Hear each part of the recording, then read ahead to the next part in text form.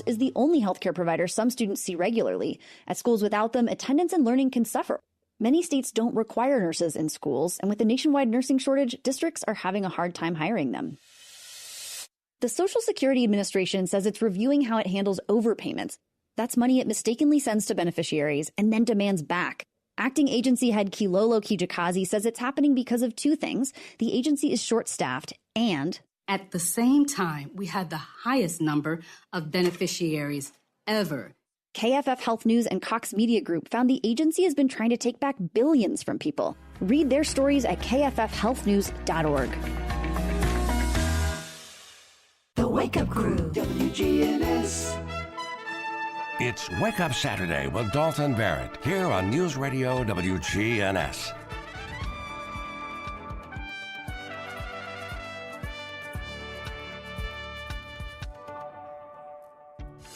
Good morning, Rutherford County. It's time to get up and at 'em. Wake Up Saturday with Dalton Barrett on News Radio WGNS. That's going to do it here for me on Wake Up Saturday. Coming up right now, we're going to hear from your local high school coaches on the Prentice Alsup Heating and Air Coaches Corner, fueled by Donut Country and McDonald's. This is Primetime Sports, WGNS Murfreesboro, on FM 101.9 and AM 1450 Murfreesboro, FM 100.5 Smyrna, streaming worldwide on WGNSSports.com, and always at the game. The game. It's where you've had breakfast with the coaches since 1992. It's the Prentice Alsup Heating and Air Coaches Corner. We'll talk to the coaches about their most recent games and their upcoming opponents. Now from News Radio WGNS, it's the Prentice Alsup Heating and Air Coaches Corner. Well, good morning, everybody. Welcome in to our first coaches show of 2023 on this November morning. Our first November coaches show, and of course that means it's our first playoff football coaches show. And, of course, this means there are some victorious coaches and football teams moving on, and there are a few coaches that we have to say goodbye to, unfortunately, after a first-round loss in the playoffs. We're going to talk about that this morning with them. And we had a full slate of games last night, of course. And here we go with those scores on the Jennings and Ayers Funeral Home scoreboard. Last night, we were at Robert L. Rake Stadium and SRM Field as the Smyrna Bulldogs entertained Independence. And, it was 2017, 18, and 19 where Smyrna hosted Independence and lost in 3 straight in the first round to Independence. But they got their sweet revenge last night with a win, 26-14 over Independence. And Independence scored in the fourth quarter twice to make it look like a closer game than it really was. 26-14 the final score in that one as the Smyrna Bulldogs pull out the victory. They will move on and will host Ravenwood next week as Ravenwood defeated the Stewart's Creek Redhawks by a final of 28-14. Stewart's Creek had a 14-7 lead, and then Ravenwood put together several drives and defeat Stewart's Creek 28-14 last night. Riverdale a winner over Green Hill 50-13 last night. 50-13, Riverdale a victor. So Riverdale will move on. Riverdale will take on the Cookeville Cavaliers as Cookeville defeats the Siegel Stars 35-14. That game much closer than the score indicates. Siegel was down 21-14 in the third quarter, and Cookeville pulled away late in that one. The Oakland Patriots defeat the Gallatin Green Wave 28-3, and that game stayed pretty close in the first half. Let's see, I think Gallatin led 3-0, then it was 3-3, 7-3 Oakland, and then on from there, Oakland began to build on their lead. And they will play host, or actually Oakland will travel to Mount Juliet as the Mount Juliet Bears defeat Rockvale 23-19. Rockvale had the ball driving at the end of the ball game, and I don't recall exactly how the very end happened, but I think maybe the ball was intercepted in the end zone right at the end of the game. Something of that nature would have been a game-winning possibility right there at the very end. But Rockvale falls at Mount Juliet 23-19. So that's a look at your 6A scores. I'll run down the rest of the 6A bracket here for you, and just kind of let you know who's who and what happened. Jefferson County defeated Cleveland 44-36, so they move on and will host Bearden, who defeated Dobbins-Bennett 27-0. Maryville will travel to Bradley Central as Maryville won 42-16. And they will travel to Bradley again. 42-0 winners were Bradley last night. Moving on to the bottom part of the bracket, told you about Smyrna hosting Ravenwood. Brentwood will host Summit as Summit defeated Antioch 38-29, and Brentwood was a winner 27-7 over Cane Ridge. Collierville eked by Clarksville 23-22, so a number 1 seed goes down in Clarksville, undefeated. Clarksville defeated by Collierville 23-22. They will travel to Houston as they defeated Dixon County 47-0. Bartlett 48-16 winners over Rossview, and they will go to Houston, who defeated West Creek 47-0. So let's look at the 6A bracket. Eagleville Eagles go to West Carroll and take care of business. Make that 37-6 over West Carroll. So next up for the Eagles, Moore County, a place they're familiar with. They'll head there next Friday night. And Nashville Christian defeats PCA 47-14. Nashville Christian ends PCA's season. And next up will be MTCS taking on FACS. That is First Assembly Christian School out of Memphis. MTCS will be hosting that game next Friday night in the Division II Class Single A quarterfinals.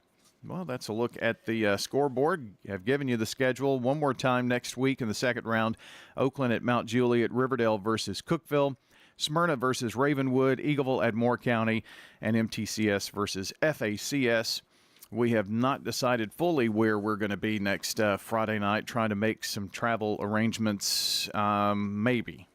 We're just trying to figure that out and see where our broadcast could be next Friday night. So first up here, John and I are going to handle the show this morning. We've got Riverdale first, then Smyrna, followed by Oakland, Stewart's Creek, and Rockvale. Then John will be along with Siegel, Eagleville, and MTCS here this morning.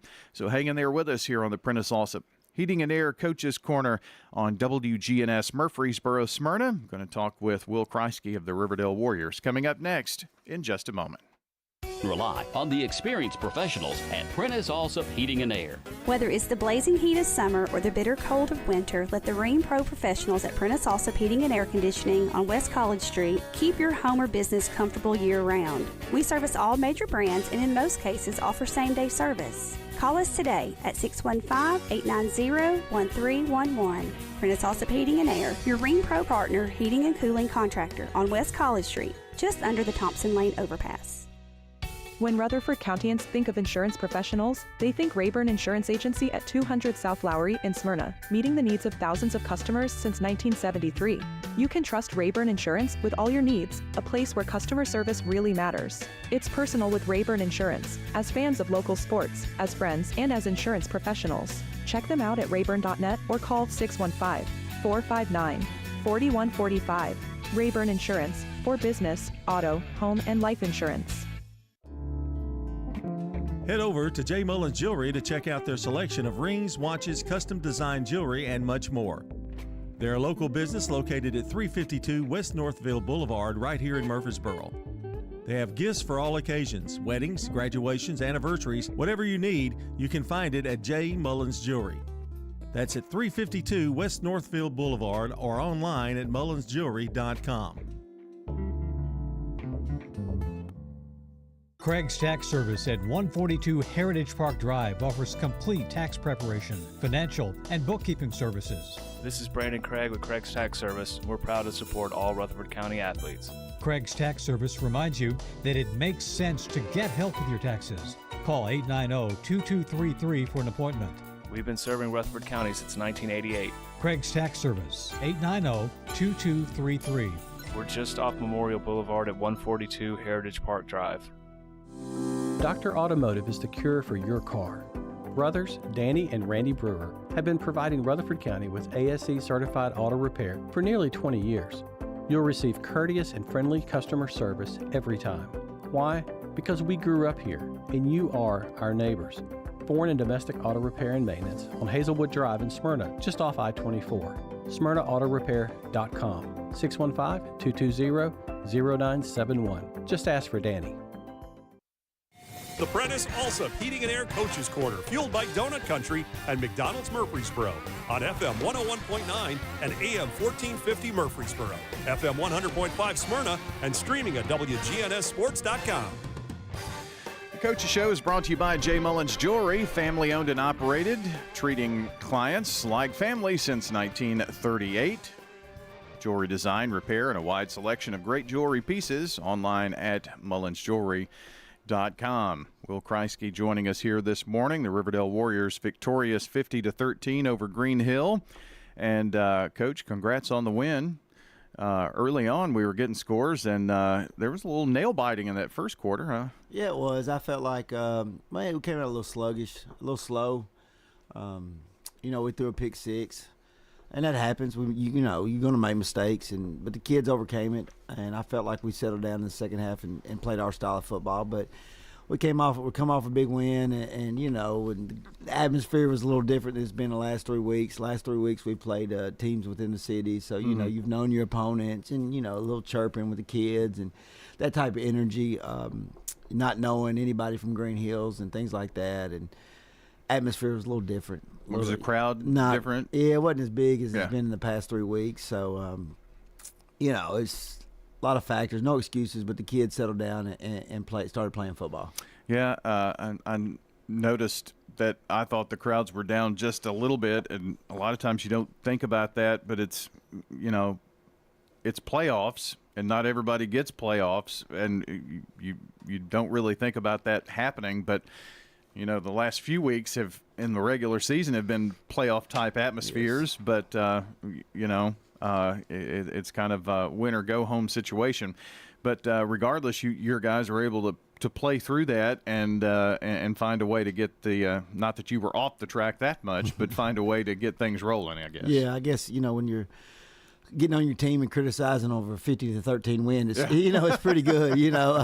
So I'll take that. That's what some of the coaches said. They didn't when we got in the field house in the office last night. Some of them said they didn't feel great about our play, and I said, 50-13 first round, I'll take it if we're not happy, and that means we can get better this week and got another opportunity to play another 48 minutes, and that's all we ask these seniors is give us another 48 minutes to play, and they did that, and we got an opportunity. We got Cookeville getting home, and like we were talking just a minute ago, it's been since 2011 since Riverdale's had a home second round playoff game, so think about that. That's a long time. And, it's been a minute. Yes, and so it's a great accomplishment for these seniors to be able to play at home in the second round. Dylan Woodruff was the last quarterback to play at home. That's a long time ago. And speaking of Woodruff, Ben Woodruff had an outstanding night last night. 8 catches, 120 yards, and a touchdown. And that's what you got to have other guys step up this time of year. Mm-hmm. Any relation, by the way? That's his brother, little baby. That's the baby brother. That's what I thought. Yeah. So I'm old enough where I coached all the boys. So I've coached them all. But you got 11 videos now that teams watch and study. All these every team you play now, they got great coaching staff and they study, and so they're going to take away what we do well, and that gave Ben an opportunity to step up, and he did step up and made plays. And Braylon Vanderbilt made some good plays in the second half, and you say they took away Brock, but Brock ended up having 100-something yards and a touchdown, and Keyshawn had 90-something yards and a touchdown. So it's good, and we talk about maybe sluggish start, but then Braden Graham finishes with 374 yards passing and 4 TDs. Yeah. So it's good. The kids played well. Offensive line did an outstanding job. I was really proud of them. Isaiah Verser came in and returned the kickoff, and then I think took a 40-something yarder to the house. And, he played well when his number was called, and the defense played outstanding. I thought J.C. Haynes is doing better and getting better every week. It's a kid that we stayed on. We have high expectations for him, and we've been coaching him hard the last few weeks, and he's accepted that challenge, and he's starting to play really well for us, and we're really proud of how he's playing. You mentioned Ben, and I thought even last week in that Oakland game he had some big catches for you when you really needed him, because I thought Oakland was trying to take away your two best weapons, and I'm sure that Green Hill saw some tape on that, was trying to do that as well, and so you're going to have some guys step up into roles if your opponents are obviously going to watch tape and try to take away your best weapons, and they're not going to be always successful in that, but you've certainly got some guys that can step into those roles just like Ben did last night. Yes, and it's good to see, and it takes the pressure off other guys and gives other guys opportunities, and when their number's called, they make plays.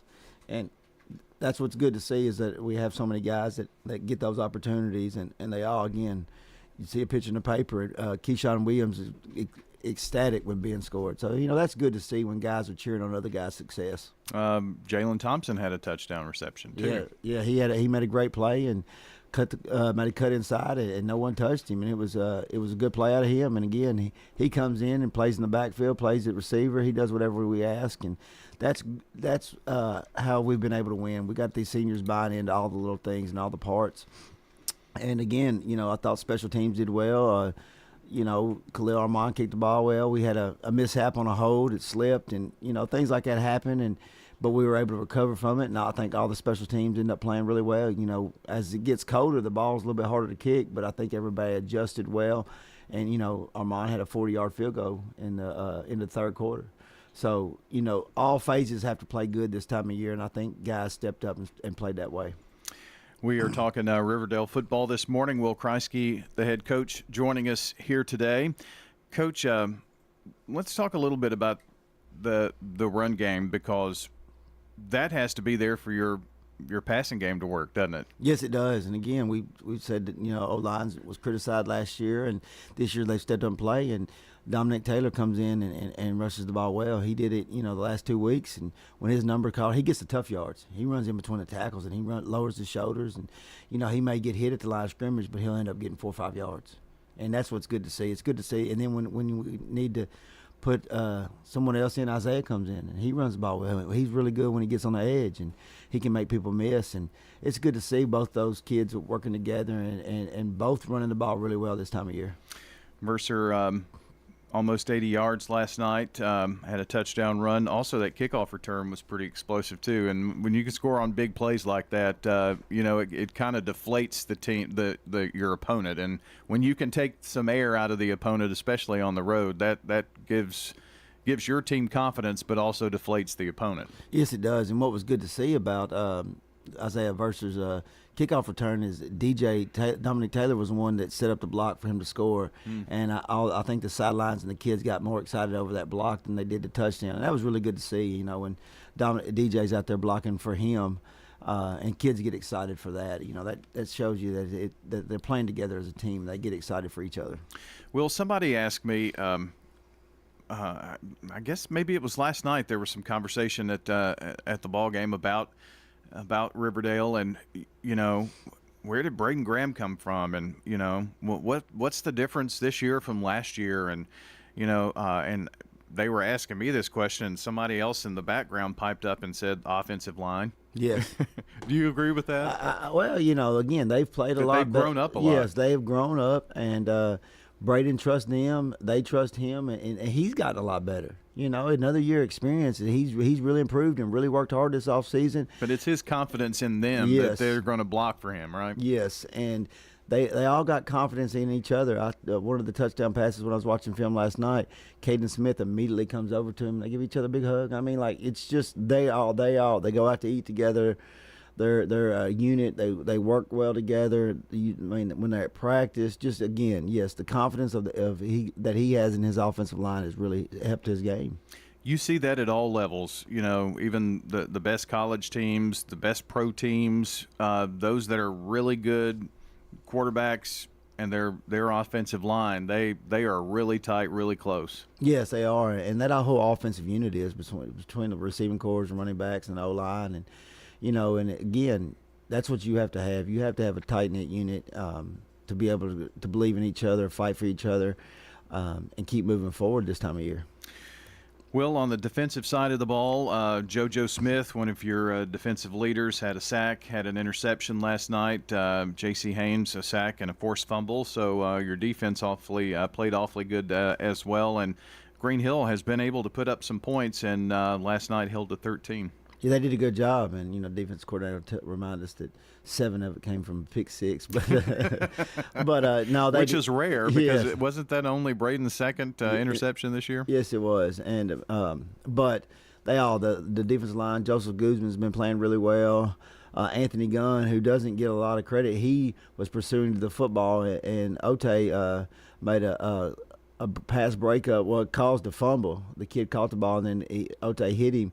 And Anthony Gunn was running towards the ball and was able to recover the fumble and put us up in, I think we were on the Green Hills 35 when he recovered it. So, that's good to see. And Joseph Guzman was pursuing the football and caught a tip pass for interception. That's big when you got your kids pursuing to the football. That's what you preach, and they're making plays because they're listening to their coaches, and it's doing the little things. We start every defensive practice with a pursuit drill. And that's what they did last night. That drill translated to the game, and it created positive outcomes because both of them got a turnover in our plus territory, and we were able to put points on the board after those turnovers. Well, it's always good to get that first one because in the playoffs, if you don't get that first one, there's not a second. So that's always big and positive. And as you mentioned, the first time since 2011 that you get to host. This is an opponent that Riverdale over time has played Cookeville many times. Cookeville has been a region opponent back in the day, a district opponent when we called it district. I would go as far as to say a nemesis, a thorn in the side of Riverdale at times, and you don't have to really go too far back to, I guess, say that Cookeville has really kind of hurt our feelings at times here in Rutherford County. Yeah, they have, and Coach Maynard and I had a big just a rivalry. We would always go back and forth. My first few years, they were, like you said, they were in our region, and we'd win one year, they'd win one year, and then 2017, I didn't realize they were going to write an article about it, but we beat them on a last-second play, and then we went down there a few weeks later. It was right before fall break because I remember Coach Maynard called me over fall break and said, "You've ruined my fall break," and he just hung up the phone. But, Coach Maynard and I, we're good buddies. But then we saw them again in the second round. We had to go to their place because we finished in a 3-way tie for second, and we ended up finishing 4th that year. So we went to their place second round, and they got after us. So, they're always a very physical football team, very big up front. Very well coached, and they do exactly what their coaches say, and they're going to come out and play hard. And again, I've got to just see a little bit of tape on them, but they're big, and their quarterback, he runs the ball really well. So it kind of reminds me a little bit of a beach, style of what they do. So we're going to have to be ready and have a great week of work and become prepared and ready to go Friday night. Well, I know as I was getting scores last night, Siegel, who, really was a tough luck loser in last night's game. They were in that game for at least 3 quarters. They were down 21-14 through 3 quarters, and I think they were just down by maybe 1 score. It was tied for a time. So,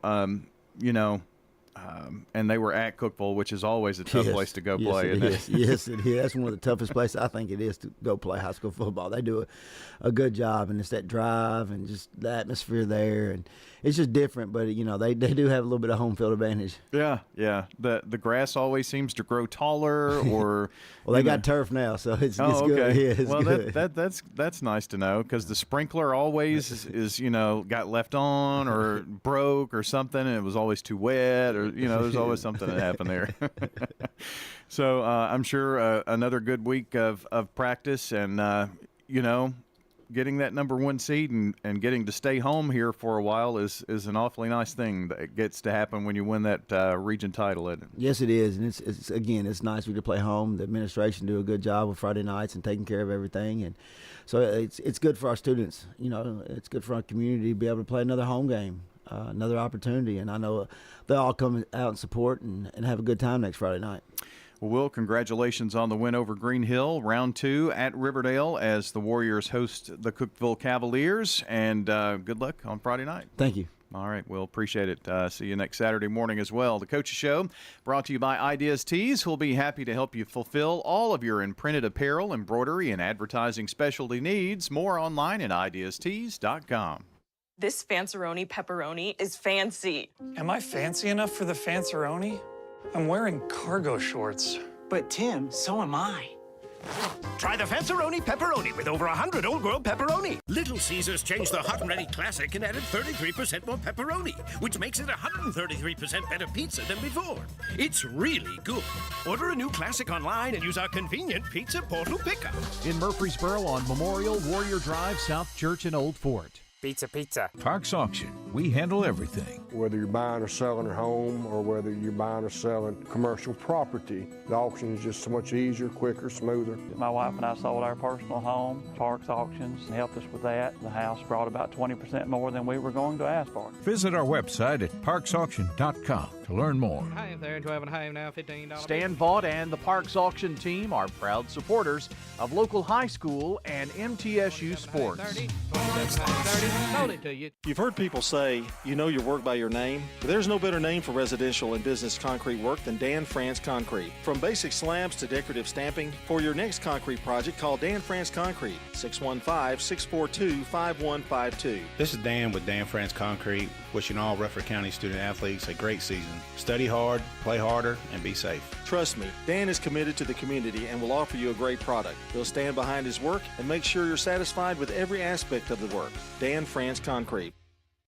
This is Primetime Sports. The Prentice Alsup Heating and Air Coaches Corner, fueled by Donut Country and McDonald's Murfreesboro on FM 101.9 and AM 1450 Murfreesboro, FM 100.5 Smyrna, and streaming at WGNSSports.com. Back here on the Coach's Show, brought to you by Sir Pizza. They've got 3 Murfreesboro locations offering a huge selection of mouth-watering pizza, sandwiches, pastas, and wings. Find your favorite pizza online at sirpizzatn.com. We're headed to Smyrna to talk to assistant football coach and offensive coordinator Mark Williams again this morning. Coach, 2 weeks in a row with you. I don't know what to do with this honor. I appreciate you joining us. Well, thank you for having me. Enjoy doing this. Appreciate what you guys do for the county, Rutherford County, and glad to be here. Yeah, glad to have you, and certainly had a great opportunity last night to come out to Robert L. Rake Stadium and SRM Field to do the broadcast of last night's game over with Independence as you defeated Independence 26-14, and Mark, I was looking back over the playoff history, and because I just remembered Independence and Smyrna and first round, and just the painstaking 2017, 18, 19 years, and finally got that monkey off the back. Yeah, for sure. It was a good thing to do last night to be able to take that next step. And it's been it seemed like there for a long time we would play Independence in the first round, and play a really good game or have some breaks not go our way or something like that. It was tough, and so it was good last night to get that win. Well, just wanted to also kind of take a bit of a detour here early on in the conversation to I saw Dr. Sutherland last night, and it reminded me when seeing all the construction on campus for folks who haven't been by, and she's been on some of our other radio shows talking about this, but man, there's something on every corner of the campus. It seems like you need to wear a hard hat just to go to a game, it seems. But talk to us about what's going on right there at the football stadium, because that's pretty special. Well, we were fortunate enough, to get the opportunity to get some different things. It started with the turf, and now it's going into a weight room, office area, and construction on the weight room started about August, and it's moved along pretty fast right now. Dow Smith Construction is doing all that, but it was it's going to be a brand new weight room, turfed inside the weight room. We're going to have coaches' offices, brand new training room, a little team meeting area. And the plan later on is once that's phase one. Once phase one is done, they're going to come through the existing building that's there now, and brand new locker rooms, storage areas, things like that. So we're very fortunate, to have this opportunity. And but it's really neat. What's really neat is to see how it's coming along, to see it go in phases. Once you see the metal up there that's sitting up there, it kind of hits you that it's really going to happen. So looking forward to when that concludes and gets done. Yeah. Now, will the existing locker room area and all still be there, or is that going to be kind of encompassed into the facility or redone, or how is that going to work? Yeah, the existing building that's there right now that has our weight room. So the weight room we have right now will eventually become our new locker room with new bathrooms and everything, and we'll actually have 2 locker rooms out of that. And then the far end of the building towards the stand side, that'll become a huge storage area, washroom. Something we really don't have right now is a lot of storage area. And, so it'll be neat to see that happen as well. So there's a big plan to have that's going on right now, but, it's something that's been needed for a while, and we're fortunate enough to have an opportunity to get to do this. Well, I know Sherry said just a few weeks when she was on one of the daytime shows that she and Matt had been spending more time picking out colors and tiles and all that kind of thing than they had just about anything. So it's been weird. Yeah, well, those are things I'm sure you can imagine that Matt Williams loves to do. Yeah, I can just see him doing that. So yeah. Well, it just reminded me about that when I saw her after the game last night. She was pumped up about the victory, of course, and I don't think anybody is more purple and gold than your principal, and that has to be good as well, to have that kind of support from the top down. Oh, gosh, when you have an administration that really backs you, that really supports you, and not, obviously not just football, but everything at Smyrna High School, and the appreciation that's felt there, it makes you feel really good, and it's a good feeling to have. I mean, she is definitely purple and gold, and all our administration is, and they really value what sports do for young kids. They do value that, and but it's seen through all over, whether it's theater, whether it's band, whether it's sports, whether it's academics, all those things. They take a lot of pride in, and I'll tell you this, it's really fun working there when you have an administration like that. Well, I didn't mean to get too far in the weeds. There was a very important game that you played last night to talk about, and Independence coming into town last night. Got up on the Eagles 16-0 last night. They did wind up scoring 14 points late in the ball game, but you really kind of put it on them early, and I thought kind of took them out of the game, and that was very important. That it almost seemed like you took the wind out of their sails. They were really not able to get anything going offensively last night. Yeah, well, I think it started with our opening kickoff. Yeah, we get the turnover there, and that gives us momentum. We're able to go down. Wish we could have punched it in for a touchdown, but we're able to get a field goal out of that.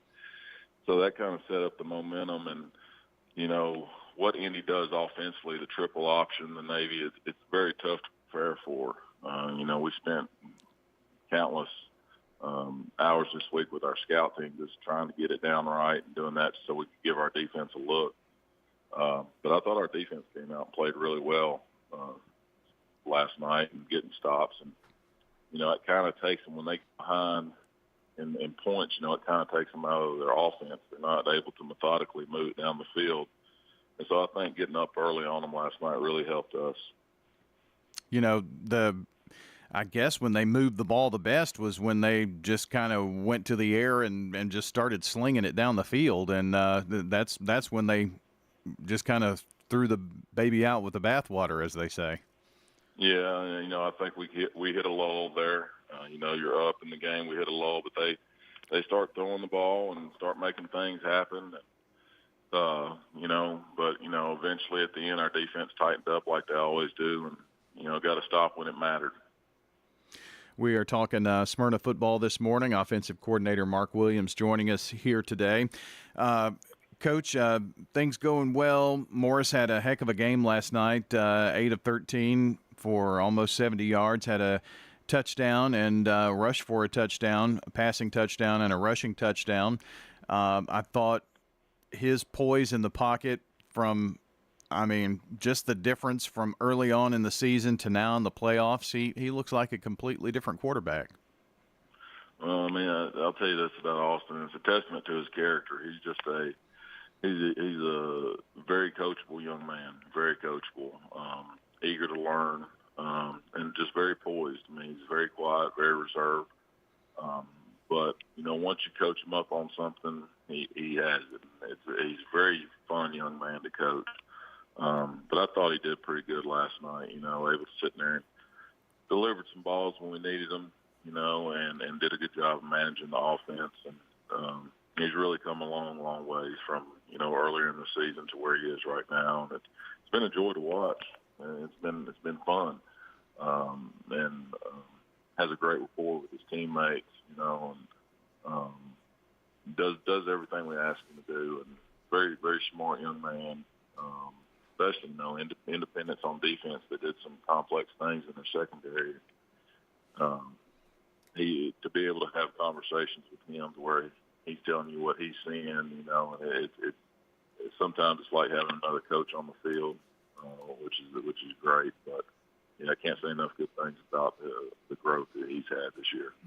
Thomas Jones, came out of the game a bit hobbled and didn't return. You already had the game pretty well in hand, it seemed, and I hope his prognosis is okay. Yeah, and not sure. We'll find out a little bit more as we go. But, anytime you lose somebody like Thomas, who makes up, about a third of our offense, that, is very important on the defensive side of the ball, plays special teams. It's going to be tough, but very proud of DJ Barksdale stepping in at running back and getting some good touches, some good rushes, and got us some first downs. Proud of that. And, Baylor Woodall goes in on defense and, does some good things over there. So we're really proud of the next man up attitude that we had last night. But, I hope Thomas is okay. We'll find out a little bit more today. But, we'll move on from there. Yeah, you mentioned DJ. He had over 25 carries and almost 110 yards last night rushing, and just pounded the football. And I did want to make mention as well, Michael Robinson, not only in the Stewart's Creek game, but in the Antioch game, in the Cane Ridge game, and now in the Independence game. That's 4 in a row. He's had an interception, and not only an interception last night, but a pick six. And that kid is something else on defense. It's amazing, I've said this before, and I'll say it again. From his freshman year on, we knew he had a knack to be in the right spot at the right time to find the football. And so, 4 games in a row, 4 fourth-quarter interceptions. Last night's obviously a pick six. It's pretty amazing. He does a good job of being in phase a lot of times and puts himself in those positions to make those plays. But overall, I thought our defense did a really good job last night. Carson Matthews, one of our ends, he had a sack, a pass breakup. Aiden Augustine, I think he had 11 or 12 tackles or something like that. So, and then that speaks a lot to our defensive front last night with what they were doing, playing assignment football, being where you're supposed to be, taking the dive, taking the quarterback, taking the pitch away. That's a testament to our defense and what, Coach Villarreal is doing over there on that side of the ball. Well, Mark, next up, another Williamson County team. It's Ravenwood, who defeated Stewart's Creek 28-14. That was a pretty tight game. Pretty much throughout. Stewart's Creek led 14-7 at one point, and Ravenwood last night came back to win it 28-14. I'm sure you haven't had a whole lot of time, but Those Williamson County teams are always pretty tough, and pretty big rivalry between Murfreesboro and Smyrna and Rutherford County, Williamson County. So kind of tell us if you know much about Ravenwood. Yeah, obviously we played them early in the season, and forget what it was at halftime. At halftime, it was pretty close between us and them, and then, kind of got away from us in the second half there. We had some turnovers. I think they returned a kickoff or a punt for a touchdown in that game. So, there was a lot of things. But, after that game right there, we were able to roll off 7 wins in a row.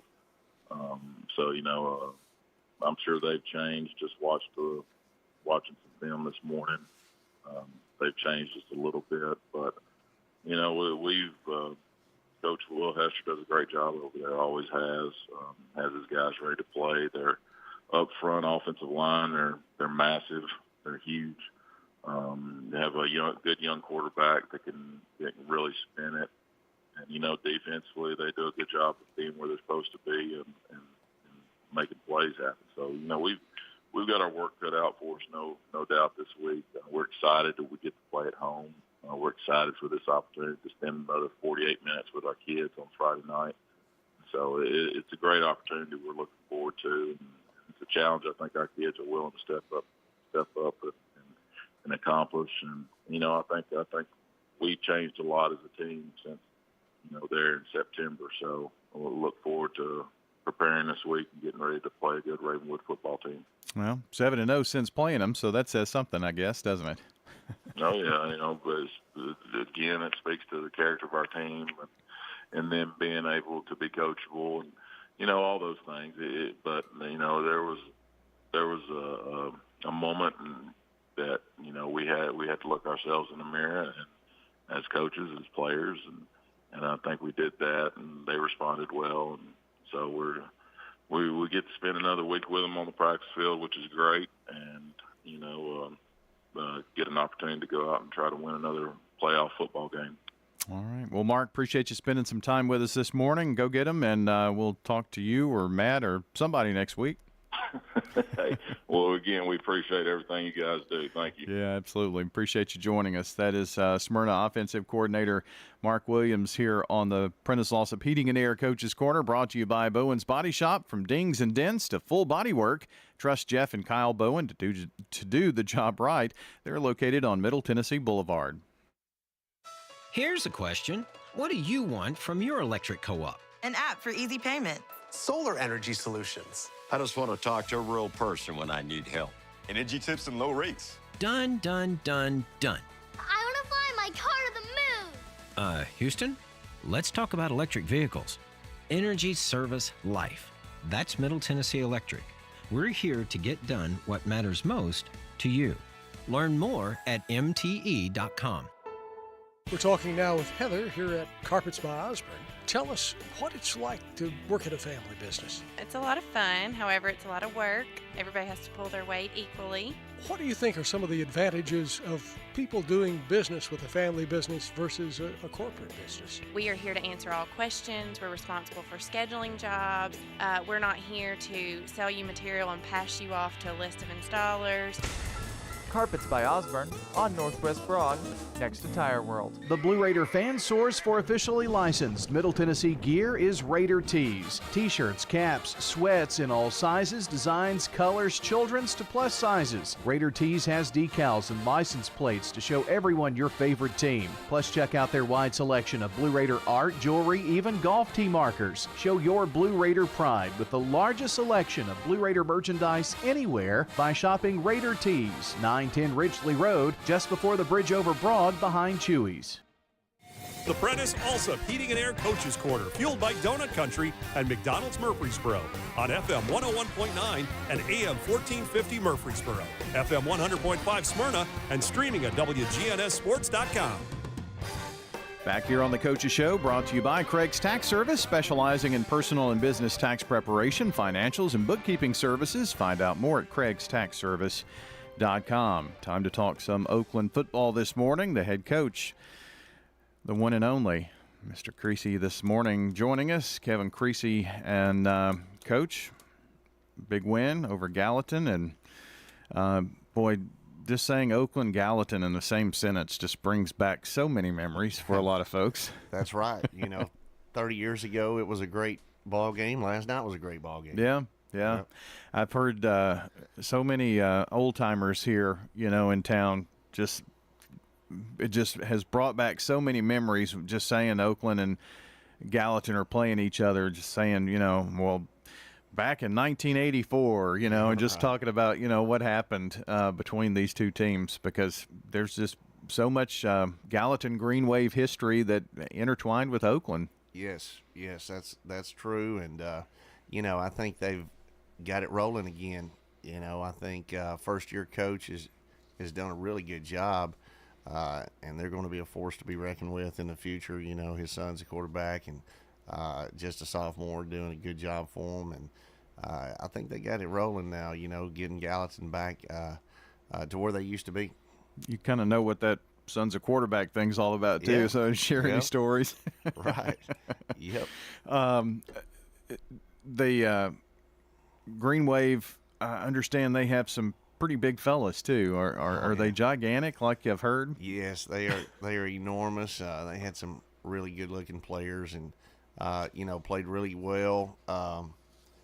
There for the first quarter, we had to drive it down the field. They made us earn everything that we got, and ended up with a field goal, and then they took it right back down the field on us and tied the game with a field goal. So we had a good play action pass right there before the half, hitting DeJuan Morris down the field, that kind of turned the whole ball game around, made it a 17-3 halftime lead. So it gave us a comfortable lead, but it was credit to Gallatin. It was a really good first half. Well, let's see. You led 3-0 after one, and then Gallatin, I think it was about 8.5 minutes or so into the second quarter, they tied it at 3-3, and it wasn't until around 4 minutes or so that Morris scored to give you a 10-3 lead, and with about a minute and a half left in the half was the score that gave you a 17-3 lead. Talk about that score with about a minute and a half left. That was a huge second score to extend your lead right there before halftime, wasn't it? Yeah, that was what I was alluding to. We got them to punt. We got good field position, so we took a shot, and Kyler threw a post route, behind their safety. Their safety was making about every tackle. He's a Division I player, and kept creeping up, and like I said, he was getting involved in our run game. So we have to make people pay whenever those guys get kind of nosy down in there, and like I said, we had good protection, good throw, good catch, and it was a 46-yard pass play, I think, and right after that we ran off tackle and got a score. So real good way to end the first half, and like I said, it was a good night for the offense, spreading the ball around, getting a lot of different guys the ball and touches, and able to throw the ball, run the ball. Both had some wide open guys. Missed a couple opportunities, with some drops and penalties, stuff like that. But otherwise, it was pretty much a clean game.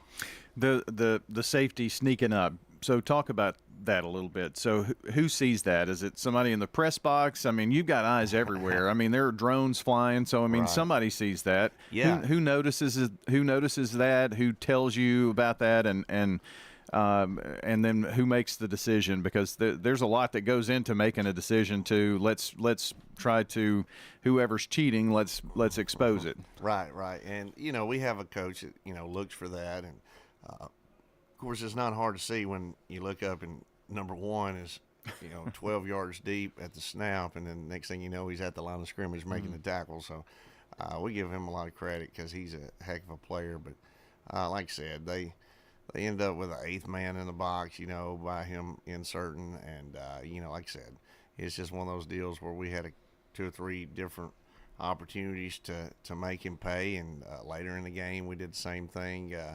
He got a little aggressive again, gave a little double move and threw the ball right past him. That was a long touchdown from Patrick Freeman to Kalijah King. I think it was like a 40-yard pass. But, just one of those deals where we've got answers to certain things people do, and we've got to make them pay whenever they start, getting a little over-aggressive.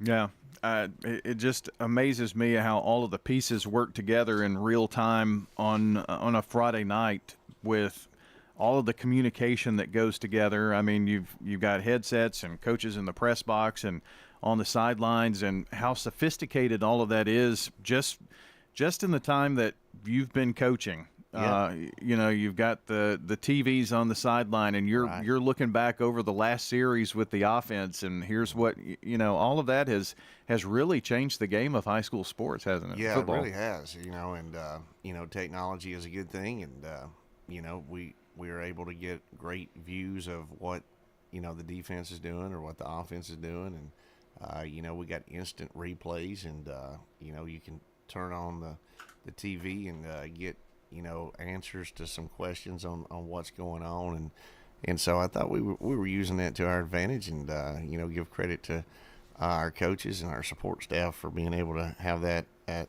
our access really easy. Well, the score at halftime last night was 17-3, and then you extended that lead 24-3 with a 5-yard pass to Bandy, and then you mentioned the Kalijah King pass from Patrick Freeman, and then Craig Tutt finishes off the scoring to make it 38-3 on a 12-yard touchdown run. Few of the stars in last night's game. Kyler Creasy, 9 of 11 passing for 143 yards and a touchdown. Seems like he had a great night, and Patrick Freeman, both of your quarterbacks, had a really good night behind center. Yeah, like I said, we've had a couple guys, including Kyler, battling the flu bug. It's going around through our locker room for sure, and so we've been feeling kind of puny the last couple weeks, I guess. And next thing you know, we bounce back and do well. Like I said, it was good to get back on the field after losing to Riverdale the week before, and kind of getting that bad taste out of your mouth, being able to play well. And like I said, I'm glad for our guys bouncing back. It's been easy just to lay over and not take Gallatin serious, but I think our coaches did a good job of explaining to everybody that Gallatin very easily could have been 10-0 and could have easily been the first place team over in their region. Had a tremendous year, and like I said, because of that, our guys took it serious, and we had a good first round win.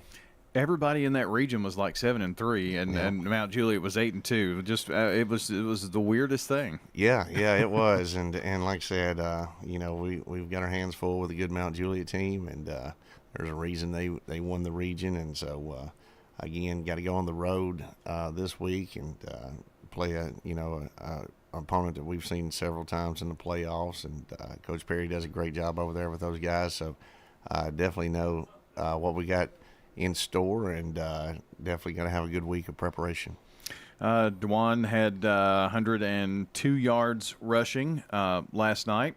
So had, let's see, no, that was receiving yards. I'm sorry. And almost, 190 or so rushing. Right, yeah. He almost went 200 running the ball. I think he was averaging 9.9 yards a carry, and then had over 100 yards receiving. And, he's definitely a guy that should be up for Mr. Football. And, like I said, he's nominated for that semifinalist. And, he gives a lot of credit to the O-line and the quarterbacks for giving him the ball in a lot of different ways. But, that's a real privilege to be nominated for something like that. And it's really it looks like an individual award, really a team award for a guy like Dewan to know that, all these guys are, a big support cast to help him get that sort of thing going as far as, his stats are looking really nice. And,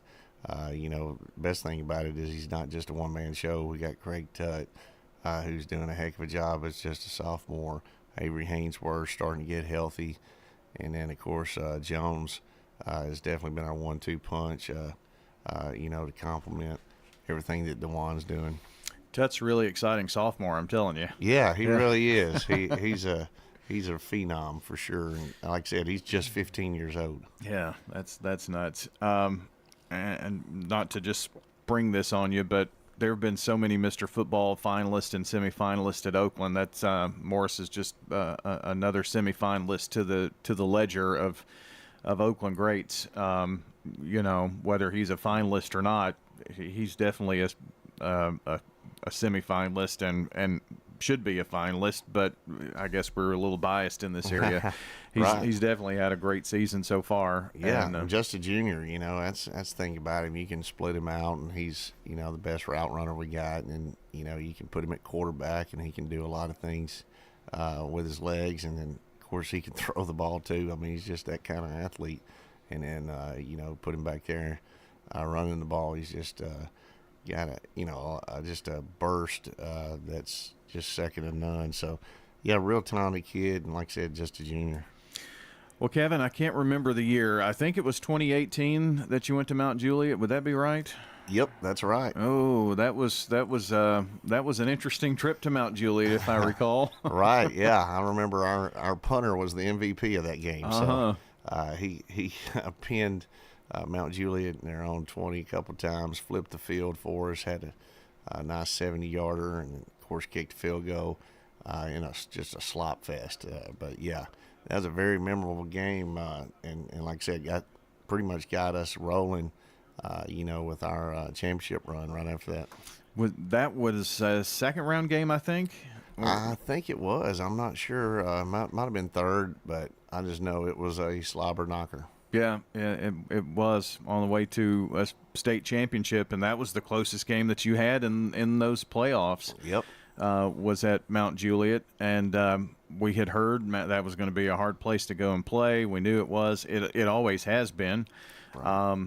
So, do you know much about the Bears? I do not, but I have seen them play Gallatin. They had a heck of a game with Gallatin, and, like I said, I just has fallen where we really hadn't watched any film on those guys, but we'll get prepared and get ready. Those guys, there's a reason they win that region over there all the time, so we definitely got to give them our respect and know how tough it is to go over and win.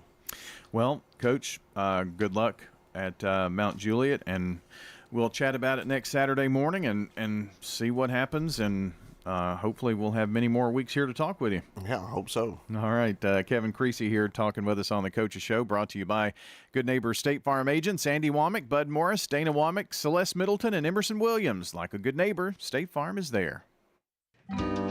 Pizza. You can now order Murfreesboro's favorite pizza online at sirpizzatn.com. We've made ordering online a breeze. From sirpizzatn.com, tap on the location nearest you and begin your order for carryout or delivery. You can order the Royal Feast, create your own, spaghetti, calzones, everything right from our online portal at sirpizzatn.com. Sir Pizza, you made me love pizza again. Rely on the experienced professionals at Prentice Alsup Heating and Air. If your old unit needs a tune-up, the professionals at Prentice Alsup Heating and Air service all major brands and even offer same-day service in most cases. Keep your home or business comfortable year-round. Call us today at 615-890-1311. Prentice Alsup Heating and Air, your Ring Pro partner heating and cooling contractor on West College Street, just under the Thompson Lane overpass. Online at PrenticeAlsup.com. Craig's Tax Service. We perform tax preparation, individual tax returns, corporations, partnerships, and all your payroll bookkeeping needs. Brett Craig with Craig's Tax Service. Craig's Tax Service is located just off Memorial on Heritage Park Drive. You can contact us at 890-2233. It makes sense to get help with your taxes. Call 890-2233 for an appointment. We are proud to support all Rutherford County student athletes. Craig's Tax Service, 890-2233. The Prentice Alsup Heating and Air Coaches Corner, fueled by Donut Country and McDonald's Murfreesboro on FM 101.9 and AM 1450 Murfreesboro, FM 100.5 Smyrna, and streaming at WGNSSports.com. Well, the Coaches Show is brought to you by Little Caesars Pizza with 4 Murfreesboro locations: Memorial Boulevard, Warrior Drive, South Rutherford Boulevard and Old Fort Parkway. Get hot and ready pizza from Little Caesars. Time to talk some Stewart's Creek football this morning. Ben Caudill joins us here today, head coach of the Stewart's Creek Redhawks, and they fall last night to Ravenwood 28-14 as the season ends for the Redhawks at Ravenwood. And Ben Caudill joins us this morning. And Coach, this is the 30th year of us doing the coaches show, and it never gets easier on the day after, probably the rawest point to talk to a coach right after the season comes to an end. But the one thing that I've always heard from coaches is, for the most part, they have always gotten their best effort in the playoffs generally, and that's the one positive thing. And I'm sure that you got that from your guys last night. Well, I appreciate that, and you're right. It's a hard, it's always a hard morning when you're going 100 miles an hour after dead period to whenever your season ends, and you got these seniors that just pour it all out there for you. Put their whole heart into it. For most of them, it's the last time they'll ever have the pads on. But the sun has come up this morning, and, the silver lining is that, you can stand on, what we accomplished. You can stand on the unselfish nature of this team and what they were able to accomplish. And just so proud of them. Well, you go into obviously a pretty hostile place in Ravenwood, and would it be safe to say that everybody thought you were maybe an underdog in that game last night? I don't read anything. I don't pay attention to anything, but, one of the reasons is I don't have to. It always finds me through other people. One of our coaches tuned into something. I guess there's a Williamson County broadcast that said we were going to get boat raced. Apparently a few picked us not to win. I don't pay any attention to that. I will say this, in 2019 we, drew the Raptors in round one. And that was my first year at Stewart's Creek, and we go over there and they hung 35 points on us in the first half and running clock the whole second half. And, here we are 4 years later, we're up 14-7 at half. It's tied 14-14 going into the fourth quarter.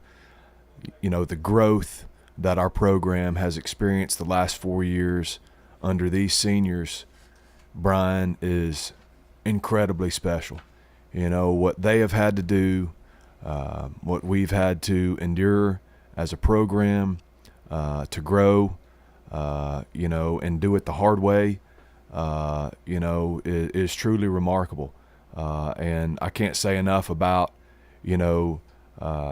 just how coachable these guys were, how much they loved to practice, how much they loved each other. When you go on the road in round one, you got to play, a flawless ball game. And I'm telling you, I thought we executed our game plan as well as we could in the first half. There were a few things that I felt could have put the game away in the first half that we just weren't able to do. And you got to give credit to a good Ravenwood team, in round one on the road. You got to take the plays when they're there. And, there were a few moments there in the first half that, kind of got,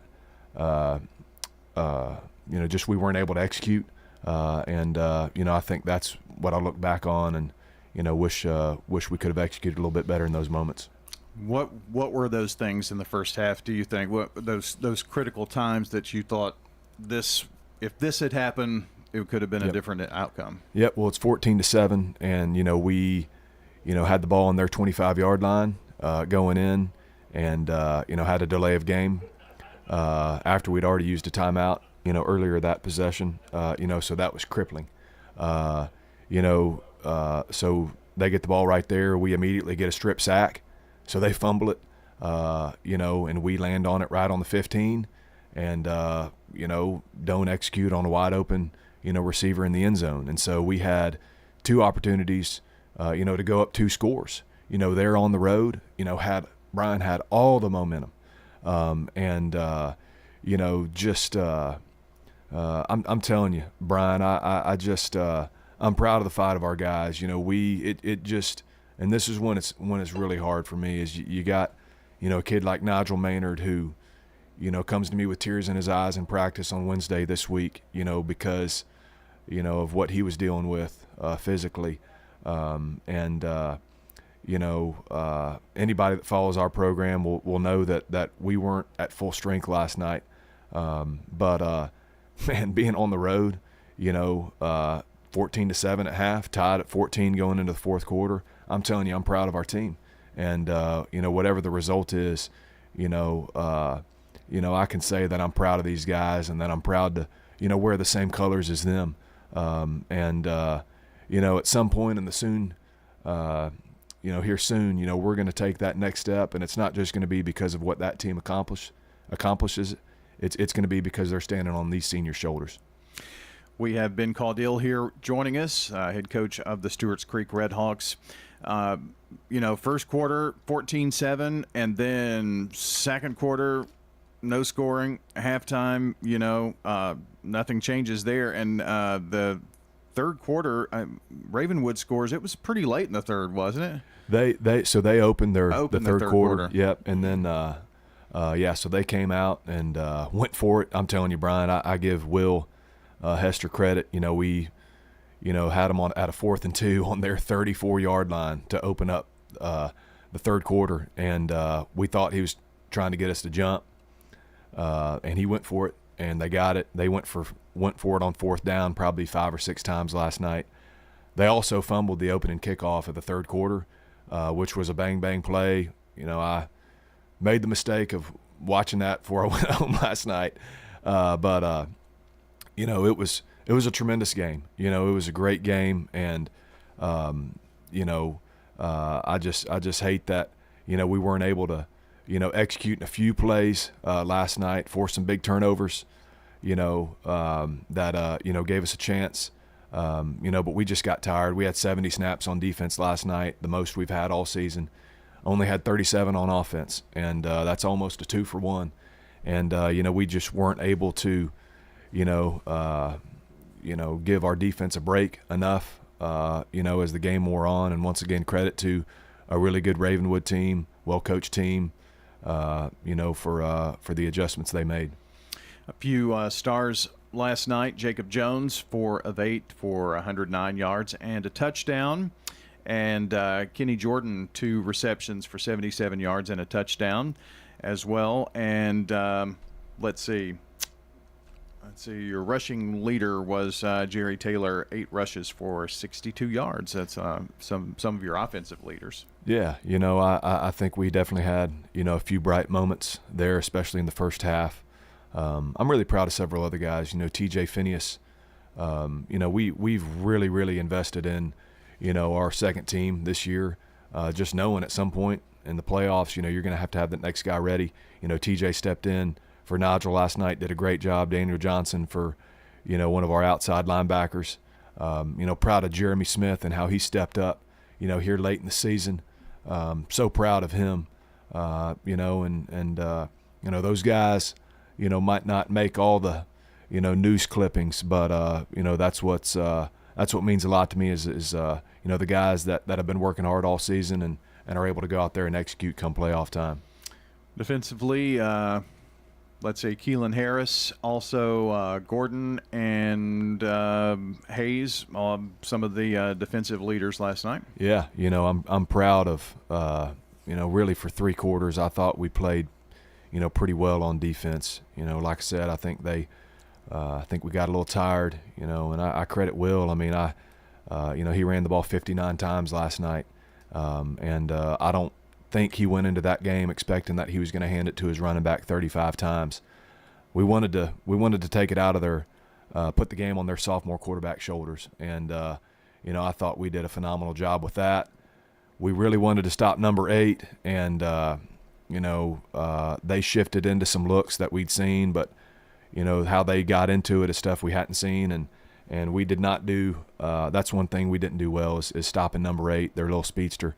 Last night I thought Will did a creative job getting him the ball, and I thought they did a good job adjusting on defense as well. But like you said, I'm really proud of those guys and for giving us an opportunity to be in that ball game last night.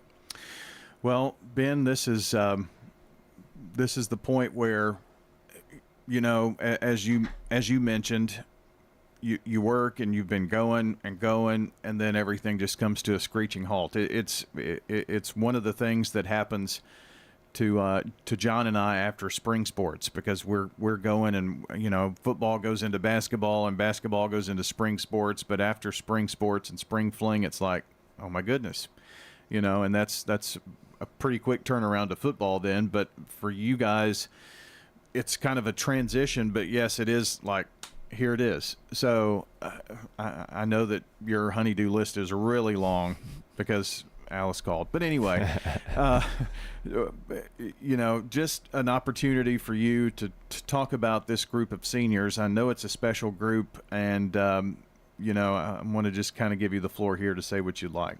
Yeah, well, I just tell you, I mean, there have been some groups in the past that, we've had some negative pockets in our locker room, some selfishness, and there was not any of that this year. I mean, this group of seniors, it's my first 4 group, Brian, and they don't belong to anybody else from me. I claim them 100%, and what they've done, is truly remarkable, and I just think when they were in 7th grade, man, I'm going to go play for Stewart's Creek. Well, that program had never made the playoffs in 6A.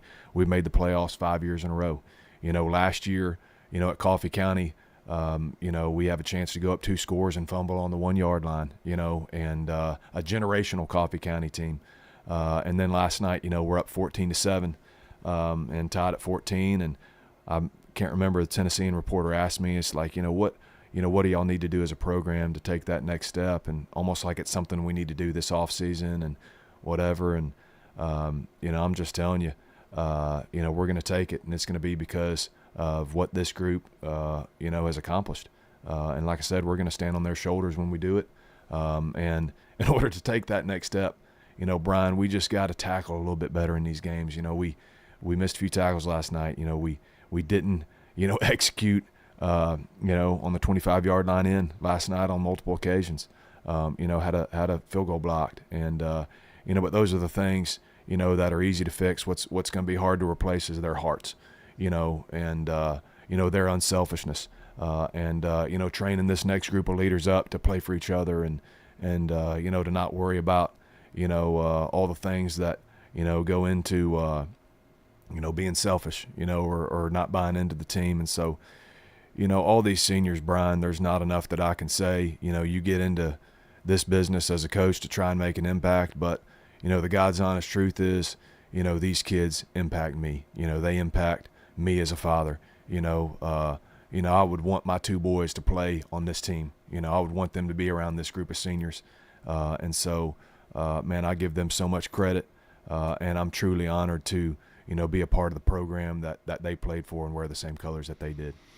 Ben, appreciate you coming in each and every week. You're a great spokesperson for Stewart's Creek, and I just appreciate everything that you've done to come in each and every week and be on the show. And it's been fun. It'll be around before you know it. Yes, sir, it will, Brian. Man, thanks to you and John, Danny, everybody.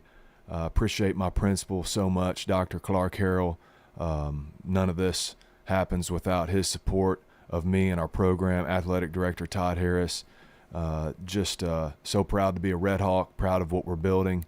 And once again, I appreciate all you guys do, and hope y'all have a good rest of the season on into basketball and everything else you guys do. Yeah, I'm sure we'll see you around at some athletic event. Yes, sir. That's Ben Caudill joining us here on the Coaches Show, which is brought to you by Parks Auction Company. Let their experienced and professional team utilize the auction process to sell your property. Find out more at parksauction.com.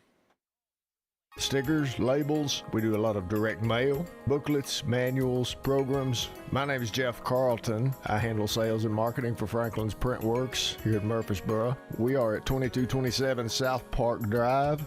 Franklin's Print Works has been in Murfreesboro for over 25 years. We are a full-service commercial printer. We offer everything from business cards to brochures, booklets to banners, everything in between.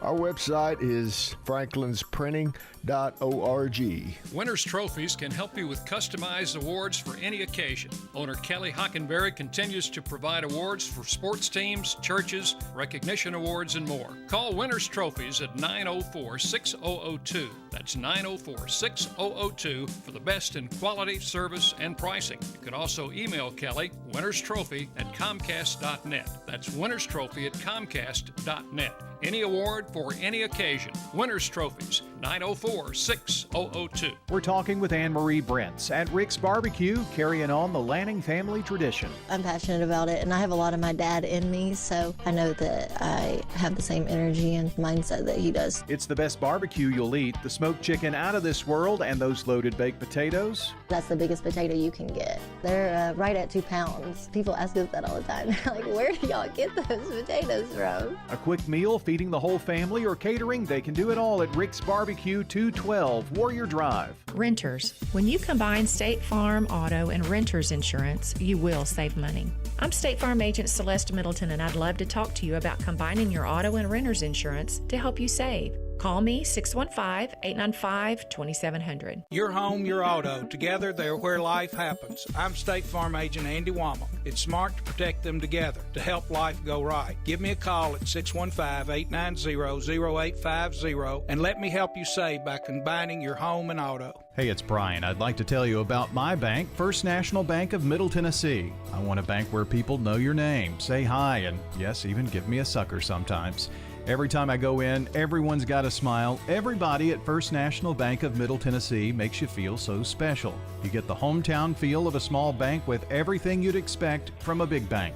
Don't get that at yours? Come on over with me to First National Bank of Middle Tennessee on Gateway and Memorial Boulevards. Member FDIC, Equal Housing Lender. Dr. Russell McKissick of Tennessee Orthopedic Alliance talks about the grassroots effort in our local schools to ensure proper care for players. To make sure our teams are covered here locally, be there for our trainers. Yeah, it's a passion that we have to try to take care of our athletes here in town and be there just to keep everybody playing as healthy and as best they can. From a community standpoint, one of the most important things you do at TOA, I'd guess. I think it's definitely a way to pay back to our community, just to be there for them and watch some great sports too. Tennessee Orthopedic Alliance, TOA, live your best life.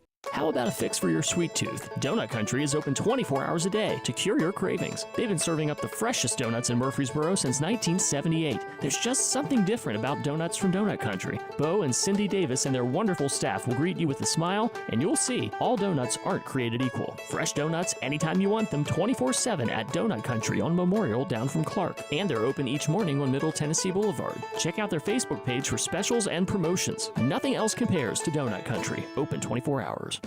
Quick, convenient, efficient. 3 words that we all hope to experience when we do business. Our goal at JHA Company is to bring just that to an industry that's traditionally dictated to the customer when it's time to do business. Whether you're purchasing class pictures in a yearbook, class jewelry, a letter jacket, school spirit wear, or senior graduation products, we strive to make the experience quick, convenient, and efficient. Find out more at jhacompany.com. JHA, your one source for an unparalleled scholastic experience.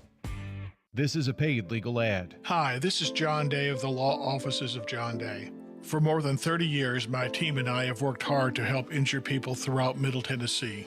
Over that time, we've helped thousands of people get the legal help they need when they've needed it the most. And if we're not able to help or aren't the right lawyer for you, we'll do the best to point you in the right direction. If you've been injured, call the Law Offices of John Day for a free consultation. And remember, there's no fee unless we win your case. Hello, this is Coy Young at Las Casas Feed Supply. We'd like to welcome you to our door. Whether you have a quarter acre or several, Las Casas Feed Supply has premium feeds and dog foods you can't find in box stores. Nutrition is our specialty here at Las Casas Feed. Plus, every Saturday morning they have a local producer-only farmers market with fresh vegetables, beef, pork, and more. Customer service and expertise that exceeds your expectations. Family owned and operated by Coy and Jennifer Young, Las Casas Feed Supply on Barlow Lane, just off Highway 96 blocks east in Las Casas. Hi, I'm Lee Colvin, your Edward Jones financial advisor. And while you've heard the saying, slow and steady wins the race, that same concept can be applied to long-term investing. Investing a little bit at a time on a regular basis can really add up. We call this systematic investing, and though it doesn't guarantee a profit or prevent a loss, it's a way to take advantage of market volatility instead of enduring it. Give me a call, Lee Colvin, at 615-907-7056. Edward Jones, member SIPC. The Prentice Alsup Heating and Air Coaches Corner, fueled by Donut Country and McDonald's Murfreesboro on FM 101.9 and AM 1450 Murfreesboro, FM 100.5 Smyrna, and streaming at WGNSSports.com.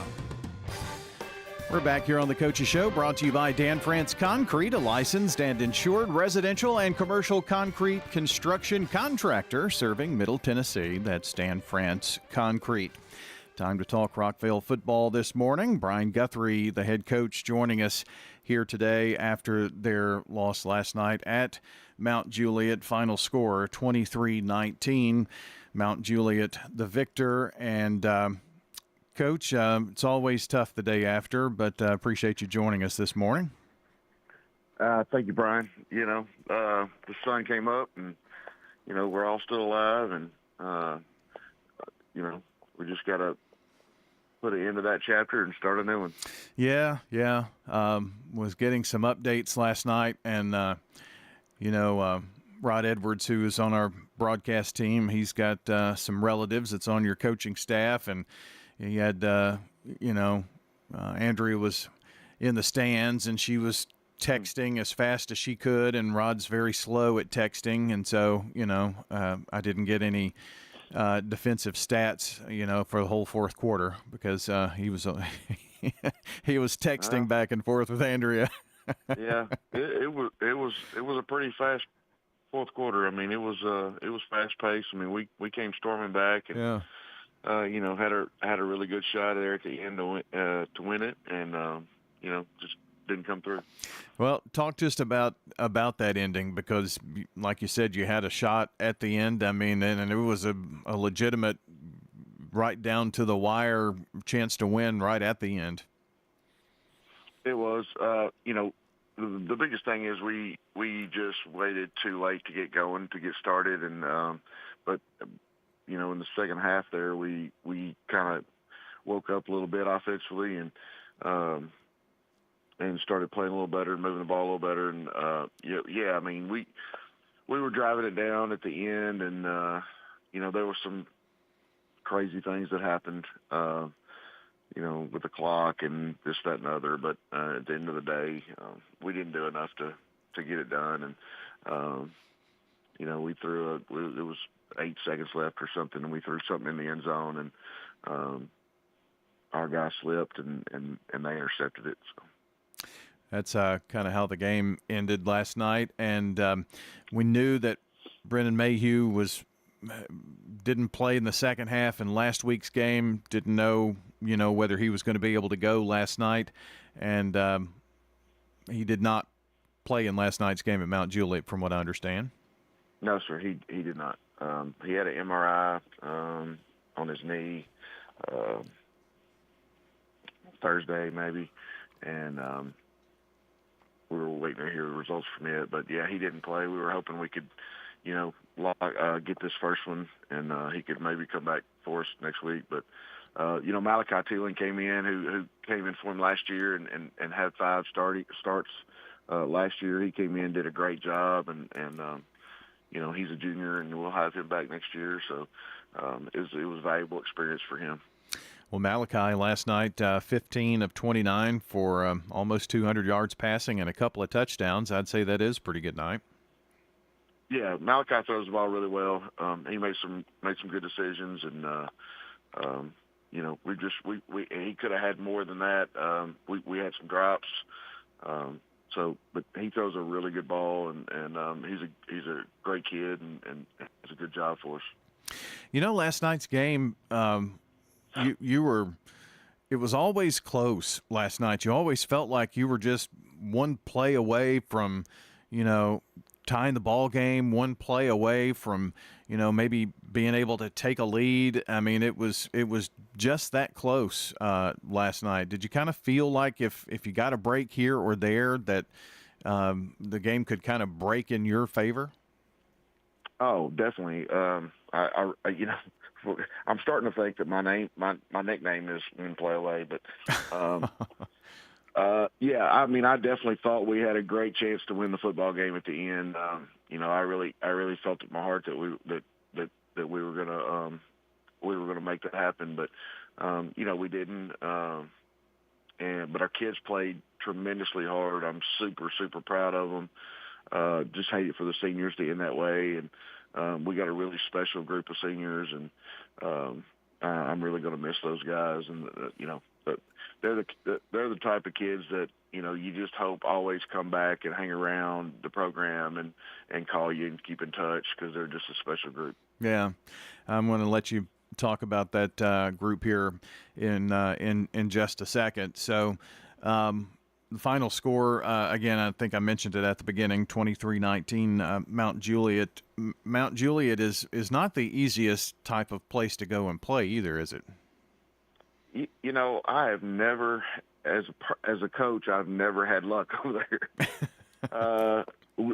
When I was at Siegel, we went there in 2011 and lost at the end of the game, kind of the same way, you know, and got stopped on a quarterback sneak to win the game, and it came down to the wire. It just seems like every time I go over there, it's a wire-to-wire game, but it's not. But it's a really cool place to play. They've got a really cool stadium, and it's always in tip-top shape. They always take good care of everything, and they do a good job. Trey Perry does a good job over there, and you know, they're always physical and they're always well coached, and they showed that last night. Last night, defensively, you had a score. I thought that was a pivotal moment in the game. Talk about that Cavante Porter interception. Yeah, man, Cavante Porter's grown up so much. I can't tell you about that guy. He's just so athletic and so long, and he's got good speed, and you know, he's got 3 pick sixes this year, and that's just, to me, that's just unbelievable. And I actually told him at the beginning of the year, I said, you're going to get 5 pick sixes this year, and thought I was being, you know, way overshooting it. And he ended up with 3 of them. So he's a really good player, and he's really coming into his own and understanding the game, and real proud to have him on our side. And I thought in terms of catches last night, Jalen Morgan had 7 receptions for 126 yards and a touchdown. And so on the offensive side of the ball, that was just a few of your stat leaders last night. We've already mentioned Malachi's stats. You know, this, Brian, I've always thought is one of the toughest interviews for a coach to have to do on the day after they lose, no matter whether it's first round or, you know, quarterfinals or however far they go. And, you know, it's, I would say the deeper you go into the playoffs, the tougher it is. So, you know, if it's quarterfinals, you know, step away from the semifinals or wherever it is, it's just so raw at that moment. But thoughts on the season for the Rockville Rockets, I guess? Well, you know, we were so up and down this year, and ultimately that comes on me. I've got to figure out how to I've got to do a better job and figure out how to keep us, you know, on an even keel and battling every week and coming out from the kickoff and playing hard. I mean, playing well, and you know, I've got to figure that out as a head coach, and you know, that's on me. But you know, we're getting better every year. You know, last year we were 4-6. This year we were 5-6. You know, 5-5 made the playoffs. So, you know, we're getting better every year, and I see the things that we're doing in the program that are starting to pay off. And it's a long process. I just think, you know, if you do things the right way, I mean, there's a quick, you know, credit card way to get things and be successful. but that's not what we are. We think, we just believe in doing things the right way, and when you do that, the trade-off is that it just takes a long time for that to show. And but I believe that, my dad was a coach for 30-something years, and he did things the right way, and I just believe that's the way you do it. And so it's a process, and just got to battle the storms and keep going and hope that what we're doing is the right thing, and it's making a difference in these kids' lives, and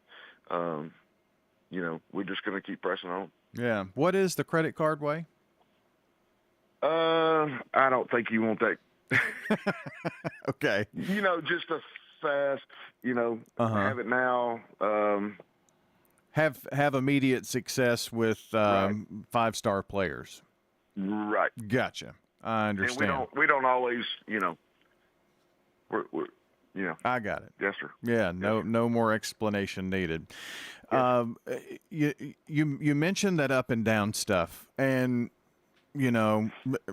since you said it, so no offense, but your guys have been that way. I mean, you've had some of the highest of highs, and then it maybe even the very next week, it's like, wow, how could that happen? And I know you felt it because you mentioned it. It's kind of been a roller coaster ride, and I'm sure it's been like herky jerky for your coaching staff and you too. Yeah, it has, and and that, like I said, that's the thing that I'm going to spend this off season working on is trying to figure out how to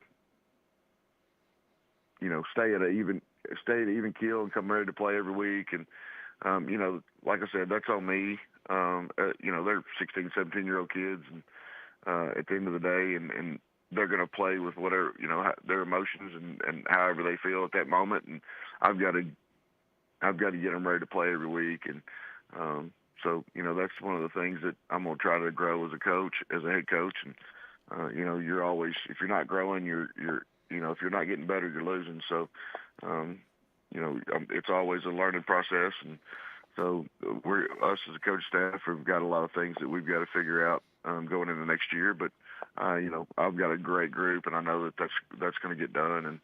And, as much as I'm going to miss this special group of seniors, we've got to start preparing for next year. Well, Brian, I'm really bad at math here, so if I may have this wrong, but I think this is just the second group of seniors that have had the opportunity to be at Rockville for 4 years. Would that be right? 2019? Okay. Yes. So, that have been there all 4 years, yeah. Yeah. Or I mean, some of them may have moved in or whatnot, Right. but I had the opportunity to be there for 4 years. So, Right. Pretty special to be part of the foundation for Rockville football for years to come. It is, and last year's group of seniors, this year's group of seniors have really done a great job of building that foundation, and just really excited about the future at Rockville. If we keep doing things that way and we keep having groups like that, then I know that there's great things that are going to happen to us. Brian, I appreciate you spending some time with us this morning and throughout the season. I'm sure we'll see you at the gym or somewhere around. Yeah, I'm always around. At a Rockville athletic event somewhere. I'm sure. Appreciate Thank you, Brian. I appreciate y'all. Yeah. All right. Brian Guthrie joining us here this morning on the Coaches Show. And our Coaches Show has been brought to you by our friends over at Rayburn Insurance in Smyrna, an independent agency offering auto, home, business, and life insurance since 1973. Find out more at rayburn.net. Rely on the experienced professionals at Prentice Alsup Heating and Air. Whether it's the blazing heat of summer or the bitter cold of winter, let the Rheem Pro professionals at Prentice Alsup Heating and Air Conditioning on West College Street keep your home or business comfortable year-round. We service all major brands and in most cases offer same-day service. Call us today at 615-890-1311. Prentice Alsup Heating and Air, your Rheem Pro partner heating and cooling contractor on West College Street, just under the Thompson Lane overpass. untangling your headphones, finding the right remote, saying goodbye to your favorite shirt that hasn't fit in 10 years. Why are simple things sometimes so complicated? Thankfully, with auto owners, insurance doesn't have to be one of them. Auto Owners works with independent agents who live in your community and answer when you call, so you can worry about more important things, like finding a new favorite shirt. That's simple human sense. Rayburn Insurance in Smyrna. Come see me, Rick Hall, at Rayburn Insurance in downtown Smyrna today. Online at rayburn.net. Head over to J. Mullins Jewelry to check out their selection of rings, watches, custom design jewelry, and much more. They're a local business located at 352 West Northville Boulevard right here in Murfreesboro. They have gifts for all occasions, weddings, graduations, anniversaries, whatever you need, you can find it at J. Mullins Jewelry. That's at 352 West Northville Boulevard or online at mullinsjewelry.com. Craig's Tax Service. We perform tax preparation, individual tax returns, corporations, partnerships, and all your payroll bookkeeping needs. Brandon Craig with Craig's Tax Service. We fulfill all your tax preparation needs from individual returns to corporations and handle any of those scary letters you may get from the IRS. Craig's Tax Service at 142 Heritage Park Drive. Call 890-2233 for an appointment. We're proud to support all Rutherford County athletes. Craig's Tax Service, 890-2233. Dr. Automotive is the cure for your car. Brothers Danny and Randy Brewer have been providing Rutherford County with ASE certified auto repair for nearly 20 years. You'll receive courteous and friendly customer service every time. Why? Because we grew up here, and you are our neighbors. Foreign and domestic auto repair and maintenance on Hazelwood Drive in Smyrna, just off I-24. SmyrnaAutorepair.com. 615-220-0971. Just ask for Danny.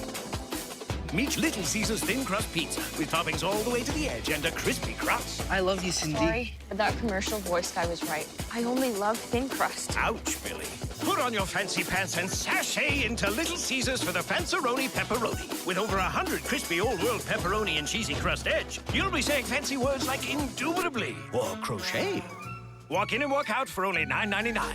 Little Caesars in Murfreesboro on Memorial, Warrior Drive, South Rutherford, and Old Fort. Pizza, pizza. You've seen the ads out there, companies wanting to buy your home. But why sell yourself short when you can get fair market value?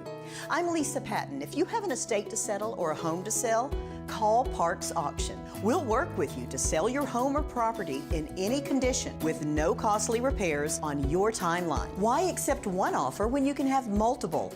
You need Parks Auction. We look out for your best interest. Call Parks Auction today. We handle everything. If you need concrete work done, who would I call?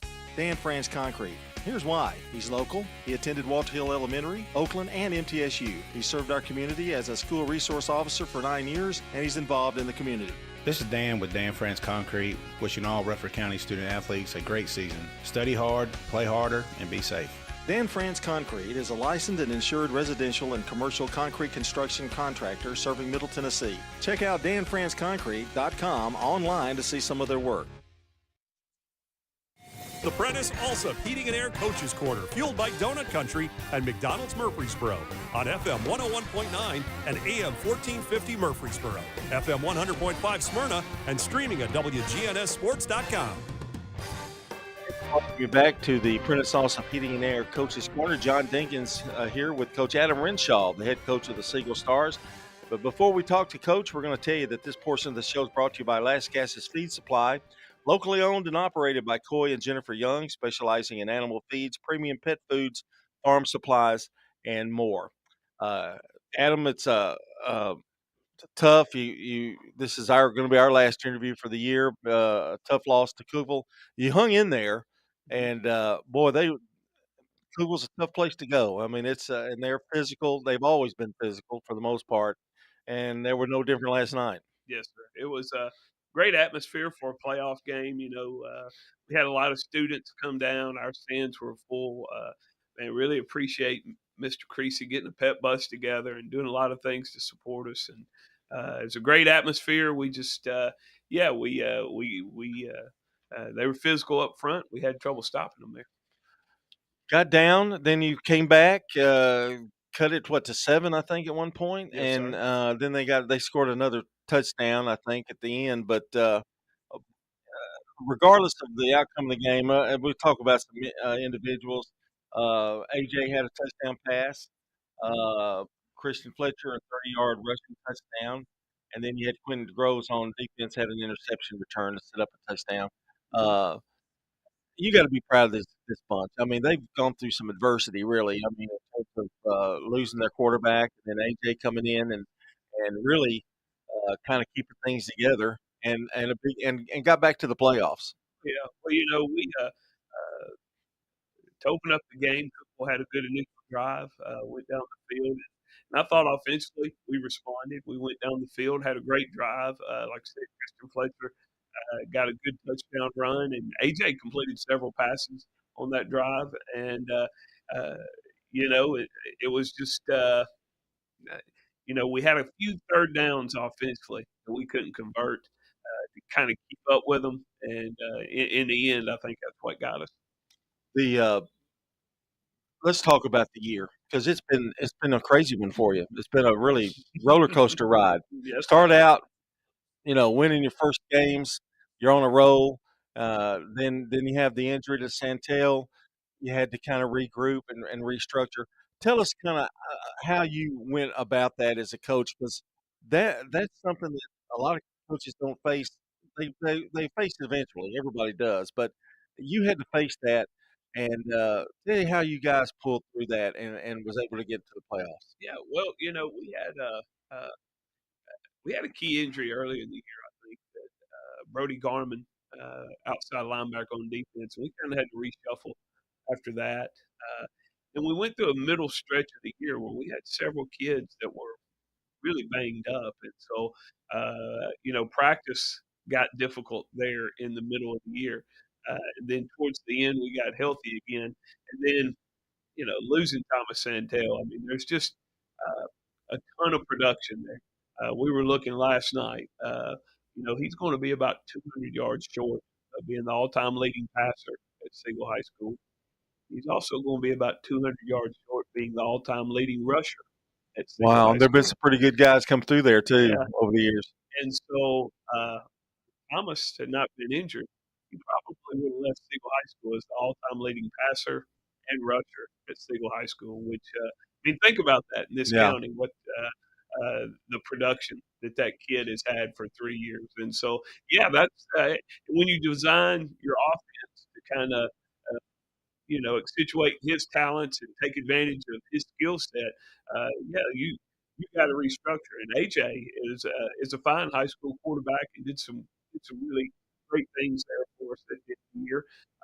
But that takes a minute. That takes a minute. So it was. I was talking to our coaches at the end of the game last night. Very emotional season. I think you get to the end of the year in a year like this, and as head coach, you're so appreciative of all the people that have supported the program, supported these boys, and everything that's been done for them. And it's kind of tough emotionally because you don't ever want to feel like you've let people down. Yeah. And there's been so many people that have helped our program this year.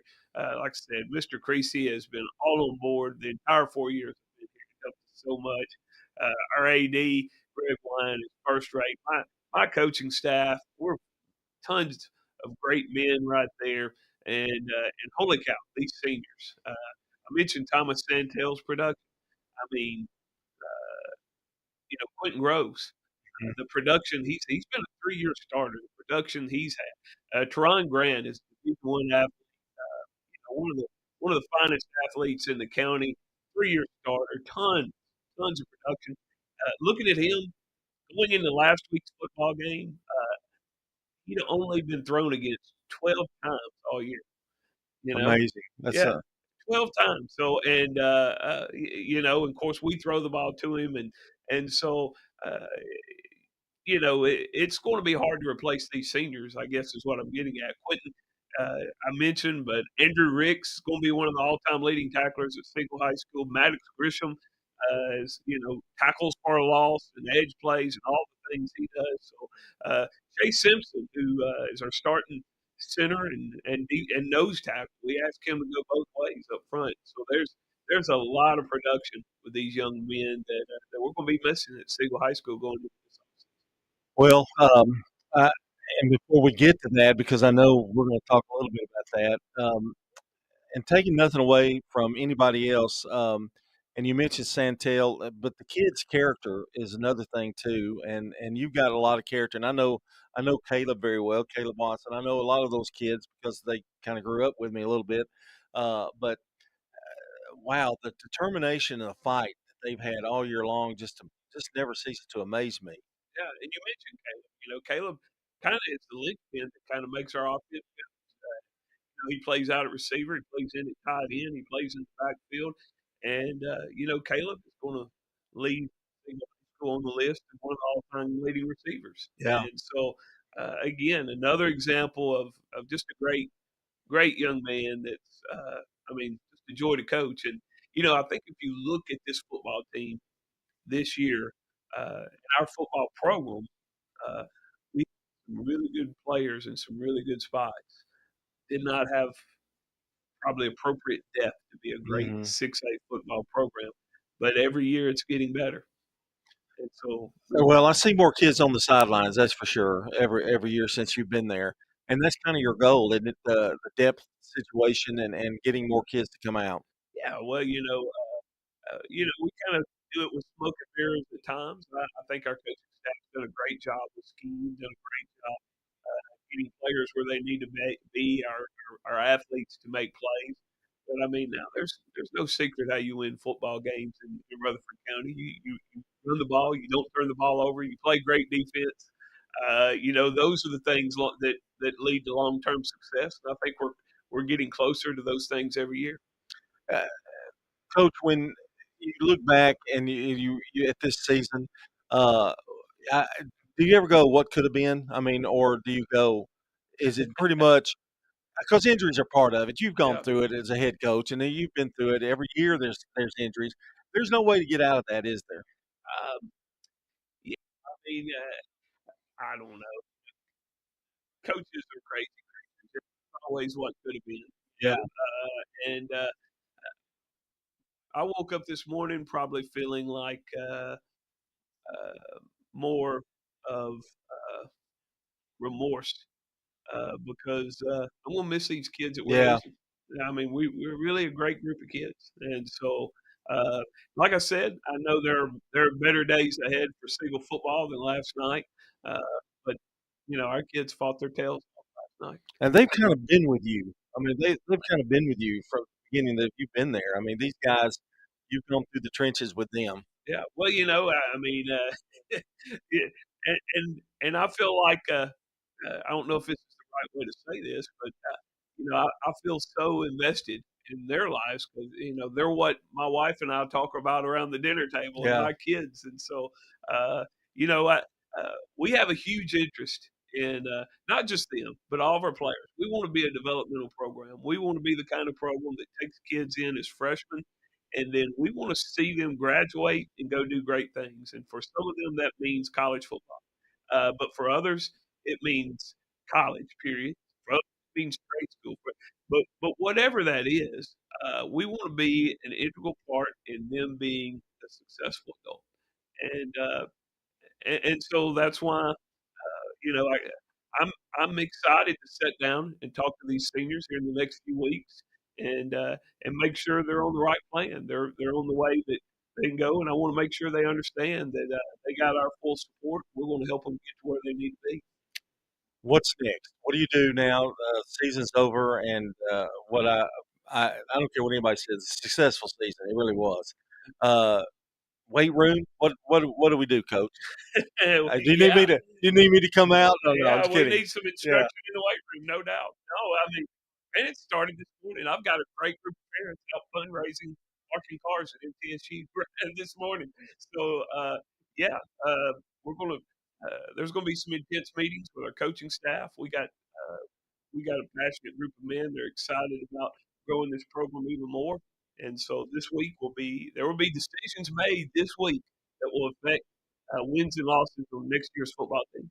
And I don't think people realize that about high school football anymore. It literally is like the kids will hopefully have a shot to catch their breath while we're taking up their equipment and things of that nature this week. But our coaches will go to work on developing relationships, getting academic priorities, and of course, getting in that weight room, getting bigger, stronger, faster. And again, we've got great kids, great facilities, and we look forward to using them this offseason. You've got a lot to look forward to, but it's amazing to me. You had a game last night. You got a fundraiser today. I mean, that's the life of a coach now, though, isn't it? Well, and I expect that. I enjoy thinking of football 365 days a year, and I don't want to be that guy that comes in Saturday loss. For me, Yeah. I got a great life, and the real truth is I've got parents that are out there doing that. Yeah. I mean, they love their kids, they love this football program that much that they're willing to do that after a long night last night. So, yeah, I mean, that's encouraging to me. Well, I've got a lot of friends in the Siegel family. Facebook, Twitter, everything was lit up on the way to Cookeville last night. Y'all, I want to save a seat for me, Yeah. that kind of thing. Yeah. The excitement, and that's so good to see. And boy, I wish you well next year, and have a great summer too. By the way, if it's a long way off, but it's spring training is just around the corner, isn't it? I mean, It's I love we say it around our coaching office all the time.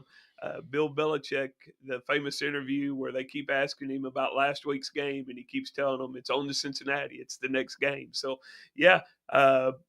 right now, it's on to Shelbyville, game 1. Yeah, there you go.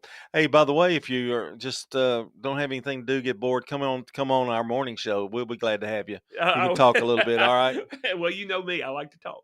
Look, that's Coach Adam Renshaw. Had a great year here at Siegel High School, and that's going to wrap up the season. But, boy, like he said, it never ends. It's always working. Work, work, work. This portion of the show is brought to you by Edward Jones Financial Advisor Lee Colvin, who will work with you to develop a complete, tailored strategy to help you achieve your financial goals. That's Edward Jones Financial Advisor Lee Colvin. And when we come back, we'll be talking to Floyd Walker, the head coach of the Eagleville Eagles, here on the Prentice Alsup Heating and Air Coach's Corner. Here's a question. What do you want from your electric co-op? Fast response if the power goes out. An app that keeps me informed. Tips to lower my monthly bill. Communication on things that matter to me. Done, done, done, done. I want to know everything. Everything? Well, young lady, let me show you the MyMTE app. Energy Service Life. That's Middle Tennessee Electric. We're here to get done what matters most to you. Learn more at mte.com. We're talking now with Heather here at Carpets by Osborne. What are some of the advantages that Carpets by Osborne has? Being a family business and being locally owned and operated, we do free estimates. We have our own subcontractors that work for our business. We will come out, look at your floor covering. Throughout the whole process, you deal with an individual. You're not passed off to different contractors. We handle it from start to finish.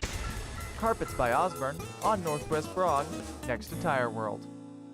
The Prentice Alsup Heating and Air Coach's Corner, fueled by Donut Country and McDonald's Murfreesboro on FM 101.9 and AM 1450 Murfreesboro, FM 100.5 Smyrna, and streaming at WGNSSports.com.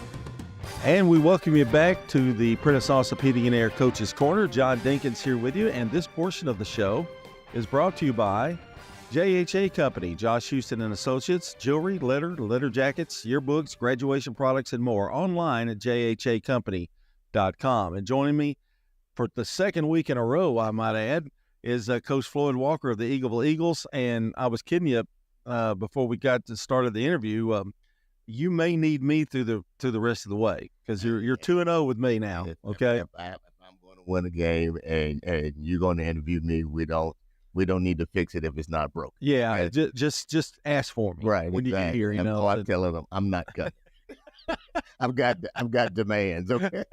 A big win, and I'll tell you, it's bigger than a lot of people think over West Carroll because the travel in this game, it's a long way. It's a long way, but it's one of those deals. We've got a lot of kids that made that trip to West Tennessee before because we've gone to Dresden for the last 2 years, so they were familiar.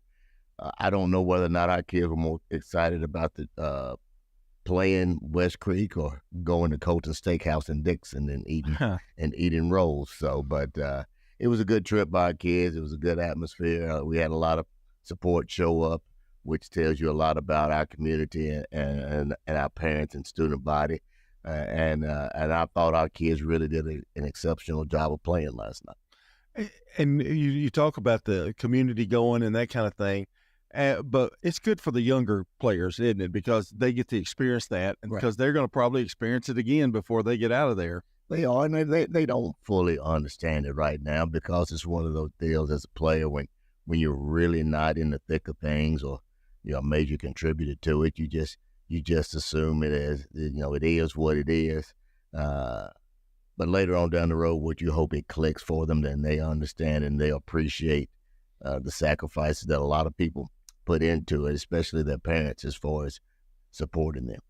37-6 winners over West Carroll last night, and I'm going to start with the defense because I'm always impressed, not surprised, but always impressed with the Eagleville defense, and giving up only 6 last night. And boy, if you can play defense on the road, that's half the battle right there. It's a huge deal. I thought our kids flew around and were very physical last night. I thought when they got to the football, there wasn't a lot of extra yards after contact. I thought they group tackled well.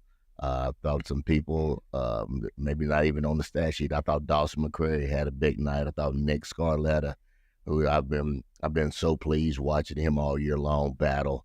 I thought a kid named Alex Bryant stepped in at linebacker, made some huge stops for us. And it was really, really fun to watch just an overall group of kids play for one another. And Floyd, they've been steady throughout the year. I know there've been a game or two, but for the most part, they have continued to do the same performance each and every week. Boy, that's such a luxury to have, to know that they're going to keep you in games. Right. It's always a pleasure to know what you're going to get from kids. A lot of people are not fortunate enough as we are with a group of kids that they work with that you don't know exactly, what you're going to get from week to week. But you watch our kids come to work every day. They have the same demeanor. They have the same personality. They have the same fun with each of their teammates every single day. So it's been consistent, and it's been one of those deals where I think this senior and junior class has done a super job of just including everybody and making everybody feel a part of it. So from that standpoint, it's one of those deals. It's really enjoyable because they take a lot of pride in not letting their buddies down. Your grade structure is a K-12, which is unusual, though we've talked to some private schools too that have that format. That's a big help, though, when you think about they're playing junior pro in your area. You've seen them grow up. You've been able to talk to them as a coach, as a teacher. These kids. You know what makes them click. I would think that's a big benefit to you guys. It's huge because what you've done, too, you watched them grow up and you interacted with their parents throughout the years, too. So it's kind of it's an open relationship to where, if there's a problem, you can call a parent or you can talk to a kid and everybody's comfortable. And that's one of the big things about athletics.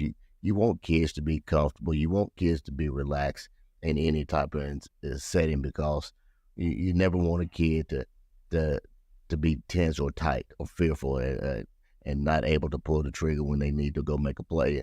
And I think our kids are playing free right now. Marshall Spann, another great night, 4 tackles and interceptions. You talked about Alex.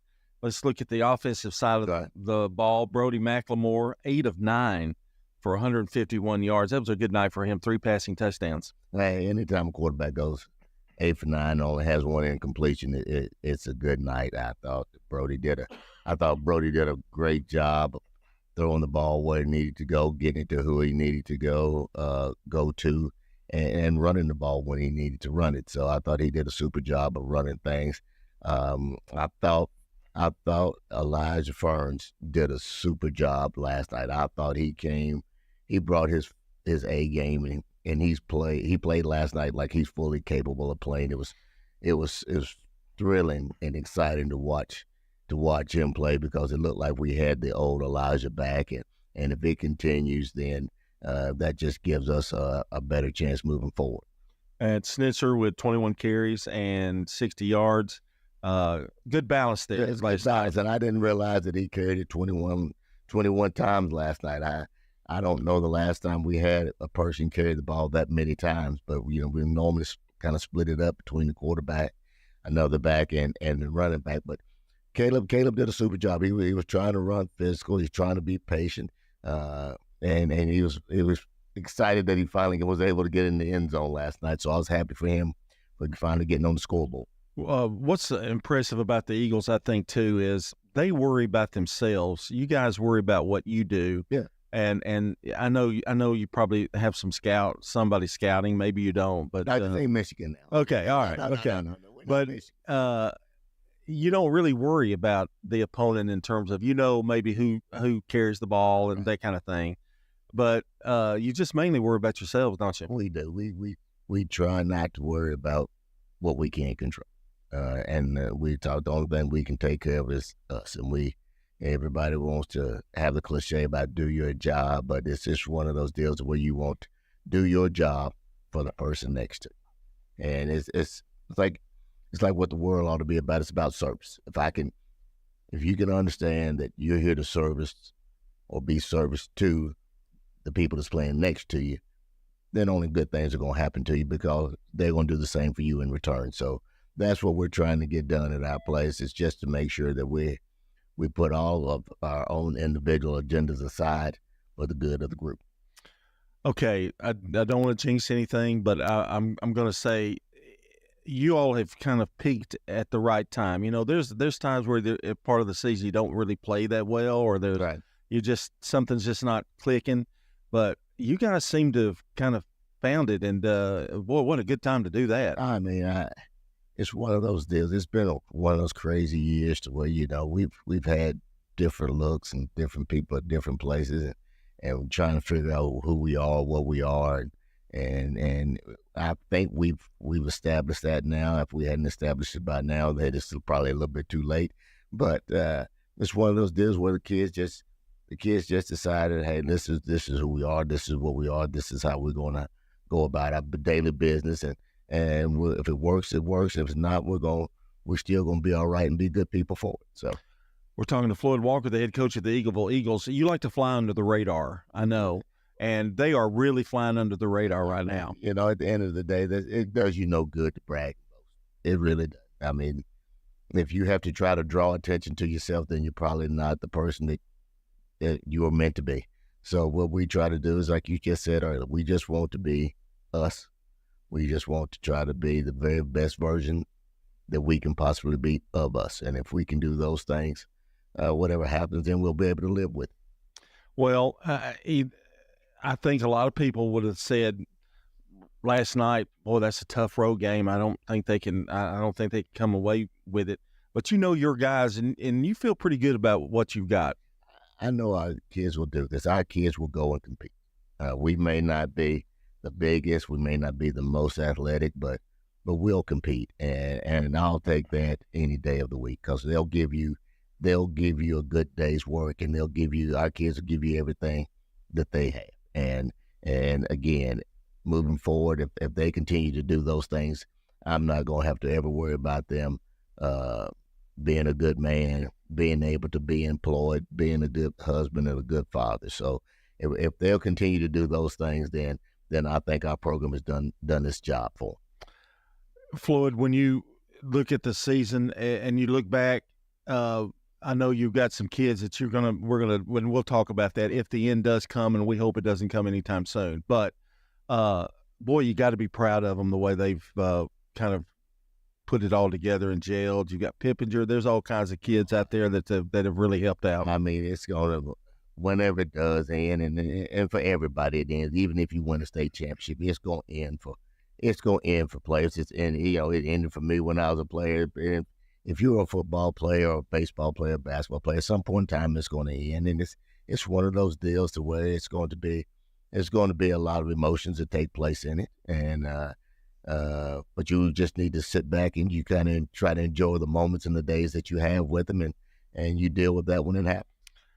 You guys are road warriors. You're going on the road again next week, and a familiar foe, not somebody that you've not played before, as Moore County. Yeah, we're going against Moore County. We made that trip before, and we played them earlier in the year, and we understand what they are and who they are and what they have, and and who all is the semifinals for Mr. Football. We understand all of that, and we know it's a big challenge. But I know our kids come back to work on Monday, and they'll be excited about taking that trip. A lot of things, while I've got you, a lot of things basketball starting to heat up, and you finished a really successful volleyball season, and I'll let you be the Eagleville representative. But sports are like really doing well right now at Eagleville. I mean, you've got a lot of teams that are really, really good. We're really proud of our school. We're really proud of our kids, and we're really proud of the way that our kids kind of encourage one another. And I think that's the big thing. Kids don't understand it, but I think our kids, I don't know about, anybody else in this county or across the state, but I think our kids take a lot of pride with the name that's on the front of the jersey. Mm-hmm. I think they take a tremendous pride in it. They don't understand it or grasp that concept, but I think when the thing gets kicked off, or the first pitch gets thrown out, or the first serve goes up in volleyball, I think our kids will compete against anybody, any place, anytime, just for the simple fact of just because of the name across the chest and the people that's lying down beside them. So I'm tickled to be at Eagleville. I'm tickled for our kids. I'm tickled for all of our programs, and it's one of those deals to where, like you said, I think the younger kids see it too, and I think it starts to become ingrained in those kids that it's a great place to be. And Eagleville's a great place to play for. Yeah, I'm sort of in that community a little bit. Yeah. And it always starts, it's such a good feeling to go there. But you walk in the front door, and you got two sweethearts up there in the front. I mean, they're absolutely great. And when you bring in, missing tennis shoes that you had to go find, or the grandpa has to bring the lunch that they left at the house, those kind of things. But you really feel it. I mean, you feel it at Eagleville, and I can't express it, and I've actually lived it, so I kind of can.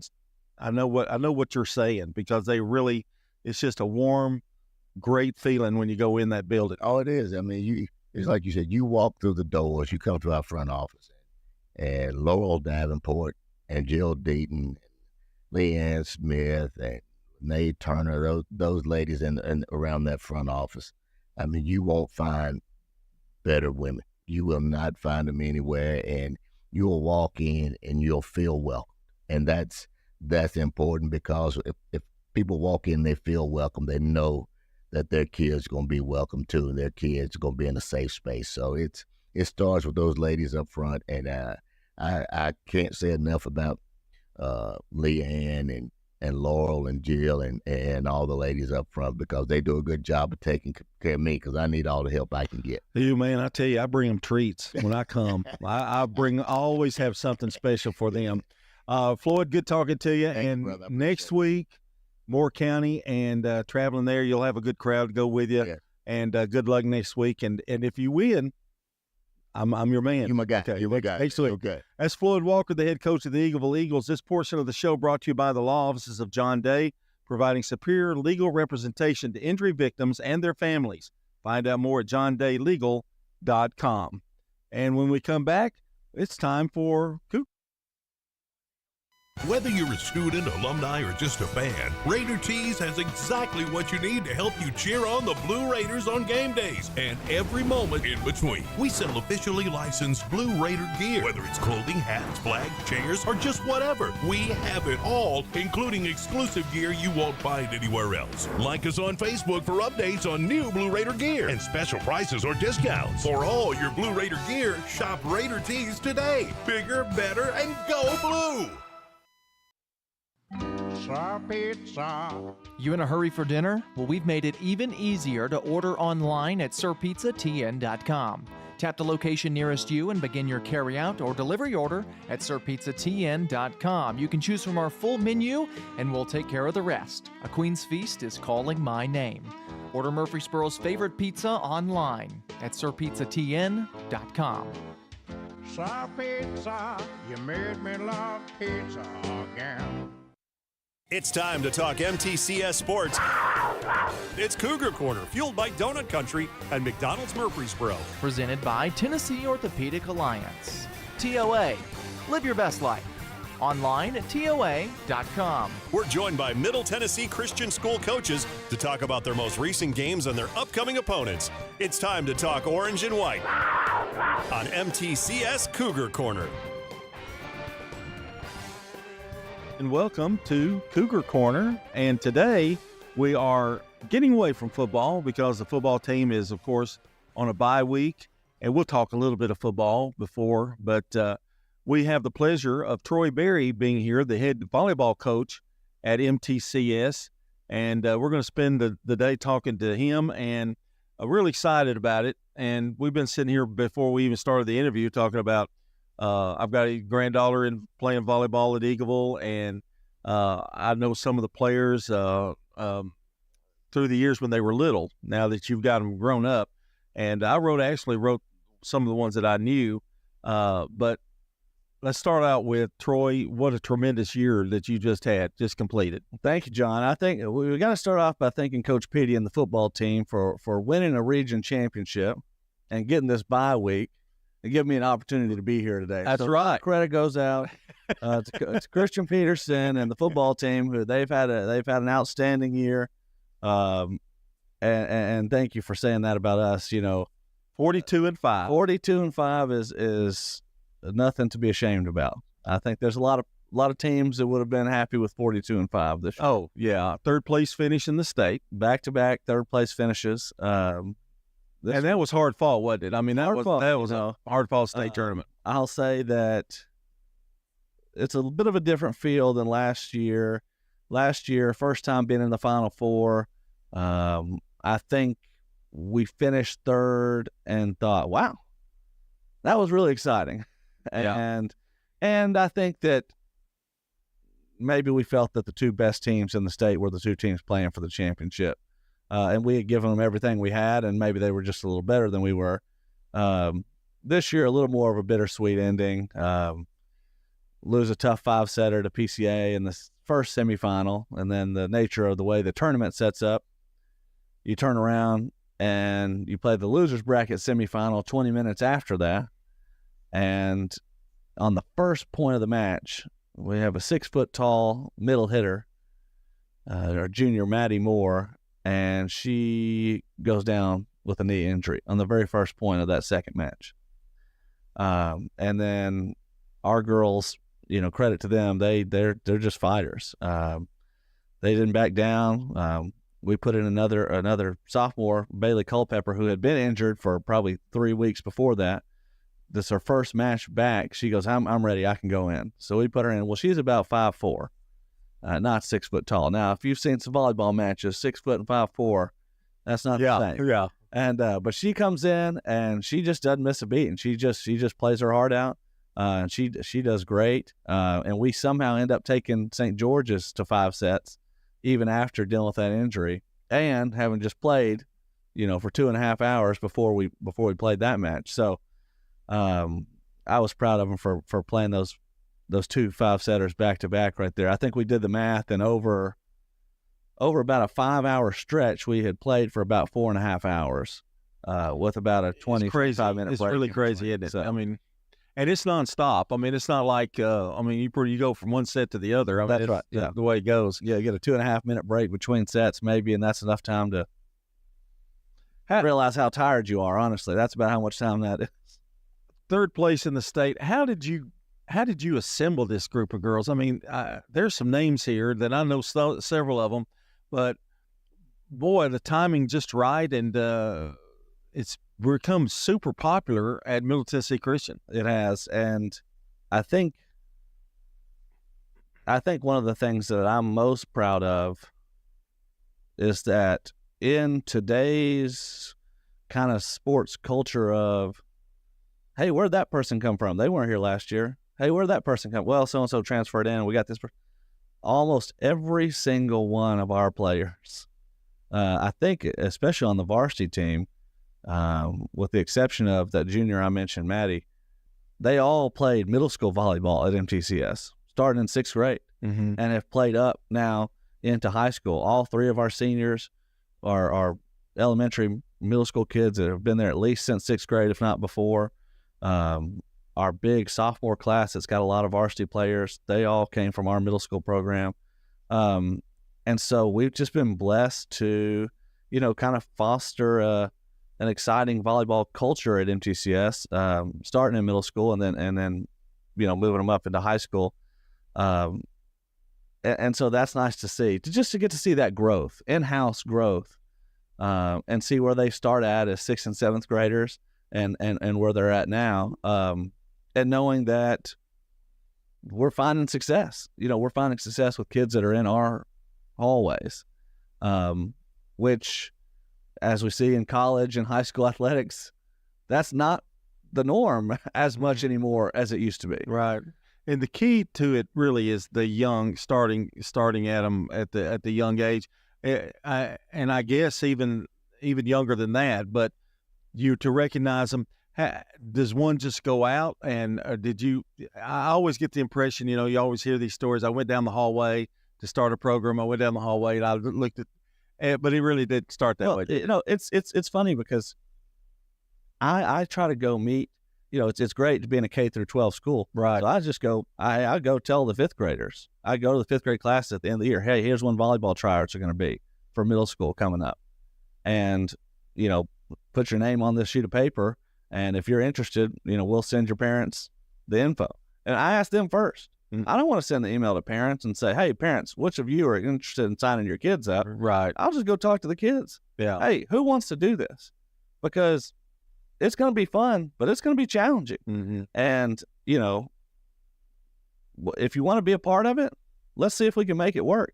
And if you don't want to be a part of it, then we'll just find people that are interested in doing this and we'll find success with them. But I'll touch on, something you said before we even started. Your granddaughter is starting to get into the whole travel world of volleyball, and a lot of credit goes to some of the local travel organizations that we've got in our area now that maybe we didn't have, 15, 20 years ago, that are providing opportunities to the girls that are really helping not just us at MTCS, but Rutherford County volleyball as a whole. For a long time it was Siegel High School is having tons of volleyball success, and they still are a great program. And then Eagleville, honestly, actually has a long-standing volleyball tradition. But that was kind of it. Yeah. As far as really volleyball success in our county, and that has spread widely now. Central Magna has made multiple state tournament appearances. Oakland was so close to making a state tournament appearance this year, lost in the sub-state. MTCS and PCA, obviously, a lot of volleyball success. So it's not just us; it's county-wide. You see in this kind of volleyball explosion, which is exciting. What do they say? Rising tide raises all the boats, right? And that's kind of what's happened. And a lot of credit goes out to Middle Tennessee Volleyball Club, Mid-10 Volleyball Club out in Smyrna. They run it out of Hooptown. For those of almost everybody that lives in Rutherford County for long enough has probably been to some kind of game. I know this grandpa has that Grand Slam or at Hooptown or something. And Rhonda Ross, who used to be the head coach at Blackman and Central, runs that club, and her assistant director Jeff Wismer have done a great job, preparing kids in this area to play high level volleyball and get a lot of college opportunities as well. You also have, and it's not an advantage because you have to be the kind of person you are. You see these kids growing up from kindergarten on up. I mean, and that's a unique, and I think advantage is the wrong word. I think experience. It's a really wonderful experience that you're able to see those kids at young ages and see them growing up. One of the fun things that I don't know if they take me serious when I say this or not, but I try to tell them, especially coming into high school when we have tryouts, and I'm a big believer in, hey, we're having tryouts, we're not having signups, right? And we used to have signups. Yeah. I mean, it used to be, we were taking people, and I was going down the hall, and like you said, hey, if you're a tall sophomore or junior and you've never played before, yeah, hey, are you interested in playing? I think you might be able to help us. Well, that's not the case anymore. If you haven't played through middle school, you don't have experience. you're not going to be ready for what we're doing. But I try to tell them, hey, I work here all day long. If you think I'm going to just take what I see in a 2-hour tryout and dismiss what I've heard from all of your teachers about your work ethic and your attitude and how I see you treat your classmates in the hallways, and I'm just going to throw that out the window, that's not the case. Right. I want to know what kind of person you are, and if I see that you're not the kind of person we want around our team, just because you can maybe help us score a few points, that's not going to help us in the long run. So tryouts are all the time. Yeah. Tryouts are all the time. And they're your whole middle school experience, and they're who you are in the classroom experience too. It's a never ending thing. You're always trying out. And how applicable is that to life, right? We say we're always selling ourselves to people that are around us. And you just got to try to be your best at all times. Well, I've got a list of players. I'm gonna put you on the spot because this is your big time. This is I might know a few of these. But let's start with Anna Clay Shirley. 25. I'm going to read these. Yeah, go ahead. I still don't know what I'm talking about, but 25 kills, 14 digs, and 1 ace. Now, I know the game of volleyball. I watch it. I understand. I understand how you get points, but I tell for the audience, what is a kill, what is a dig, and what is an ace? Yeah. Widely unknown, I think. I think a lot of people think they know what these are and maybe aren't really sure. But a kill means you've attacked the ball and it's directly led to a point. So if you jump up in the air and you hit it as hard as you can, but the other team passes around 3 times and hits it back over, that's not a kill. That's just an attempt. Gotcha. But if you kill, if I go up and I spike the ball as hard as I can and I hit it off the top of your head and it bounces into the bleachers, that's a kill. If it goes straight down into the ground onto the court, that's a kill. If you haven't controlled it, then that's a kill. A dig is when anyone makes an attempt at a kill on the other team and you successfully pass the ball to one of your teammates. So if I pass it and it goes to Grandpa sitting in the 3rd row, I don't get credit for a dig because I didn't actually pass it to one of my teammates. So we've got to control the ball. Kind of an assist. Yeah, it's the first contact after the other team attacks the ball. And the assist would be the second contact or the set to the hitter. Set. I know that one. I know that one, Troy. Set. From the setter. And you only get an assist if it's just like basketball. Hey, you can pass it. You can make a great pass to somebody dribbling down the lane, but if they mess up on the layup, guess what? You don't get the assist. Right. Well, the same in volleyball is true. You can make a great set out to the outside hitter, and if she buries that thing in the net, too bad, no assist for you. No assist. She has to get a kill. So, and then an ace is probably the easiest. That's the one that probably most people are familiar with. You serve the ball, and it goes straight to the ground on the other side, or the other team just hits it, where their teammates can't play it. Then that's an ace. But I did know ace. I'm doing well, aren't I? I know that one. All right, Anna Clay. She's one of your top players. In fact, I don't know of anybody on this team this list that hasn't been super contributors and really good players. And I don't know if we need to talk about each and every one of them, but I know Anna Clay's a really good player. Lily Watson, Haley Hudson. I got to give Haley credit. Yeah, she went to my school for a little while. Addison Burks, I know mom and dad, Jada Burns, Jesse Pierce. Yes, Yep. Pierce. Yep. Addison Sane. Yep. Maddie, is that right? Maddie Moore. Maddie Moore. And Box, 2 Maddies on the Maddie Box. Yep. And Bailey Culpepper, just to name a few. Yep. We'll start where you started. I don't know if enough people know this. Anna Clay Shirley is as good of a high school girls athlete as there is in Rutherford County. And I will defend that until my dying days. You will not find somebody who is better prepared and who is a better competitor, and it'd be hard to find somebody with much more talent than Anna Clay Shirley.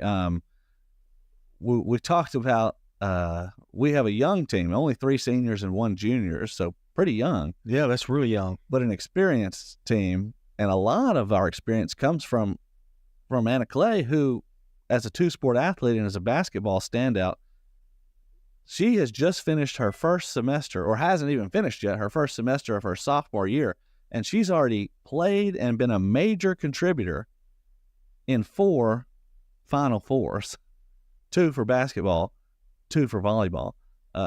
That's a lot. That's a whole career. Yeah. Right. And we're not even halfway through her sophomore year, and she's already played 4 Final Fours. So that's some big game experience. Unbelievable. That's some big game experience. That's somebody that just shows up and says, "Hey, it's go time." Yeah. And I'm ready, and the lights are not too bright. And this year pays off co-MVP of the district as a sophomore. So you see a lot of respect from other coaches, not just from us, but from the other coaches in the district. No, hey, that's somebody we're talking about at our practices. How do we slow down number 4?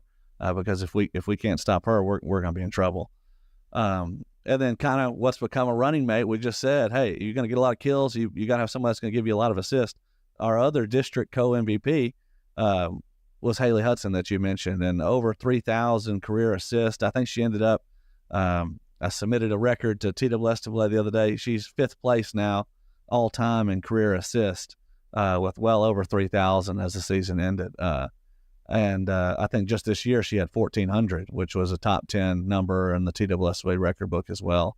But she was a great senior leader for us. Nobody's going to hustle more than Haley. Yeah. And she's throwing herself on the ground and doing everything she could. She battled through an ankle injury that happened kind of right before the district tournament, where the most common volleyball injury, the land on somebody else, at the net, somebody on the other team, which is just an accidental thing, but it happens, and kind of tweaked it. And she went into the mode of put the walking boot on, take it off to practice, put it back on, wow, take it off to play, put it back on. And we did that for through the whole postseason. So I was so proud of her, and that's one of those senior things. It's coming to an end. Even if you win the whole thing, it's coming to an end. Yeah, and you don't want to miss any part of that. Great kid, great parents, and we talk about parents of all these kids.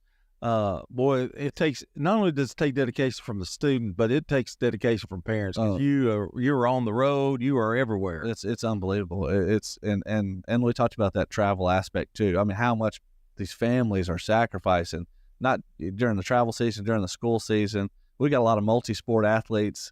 Their parents are going nonstop all the time, 4, 5, 6 days a week.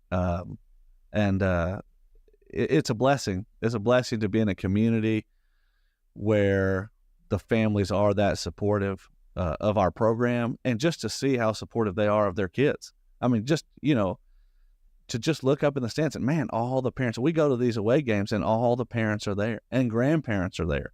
And we're going to a game against we're first in the district in the regular season. We're going to 8th place, whoever, and we're on the road. And you think this is one of those where we've probably got it, and we're not gonna, and I get there and everybody's there. All these parents and all these grandparents are there. And what an encouragement that is, and a great example that is to me, as not a father yet, but a great example to me. It says, hey, look, when you have a family, this is how you're supposed to be. You got to support your kids, and you got to support your grandkids. So that's a great example and a blessing for me to watch, and a great example for their kids to see. This is how you're supposed to do it. Going to be some good years ahead with the young volleyball team. Yeah, we mentioned a couple of them. We'll touch on the other 2 seniors because they were great. Lily Watson and Jessie Pierce. Lily finished well over 1,000 kills, the second most we've ever had in school history. And Jessie Pierce ended up with top 10 in our school history in digs and aces. And so they've been great players for us the last few years. Lily, I think, is a 3-time first-team all-district selection, so a great career for her. And then Jessie is just somebody that just has a love and a passion for the game. She's one of those kids that loves being in practice.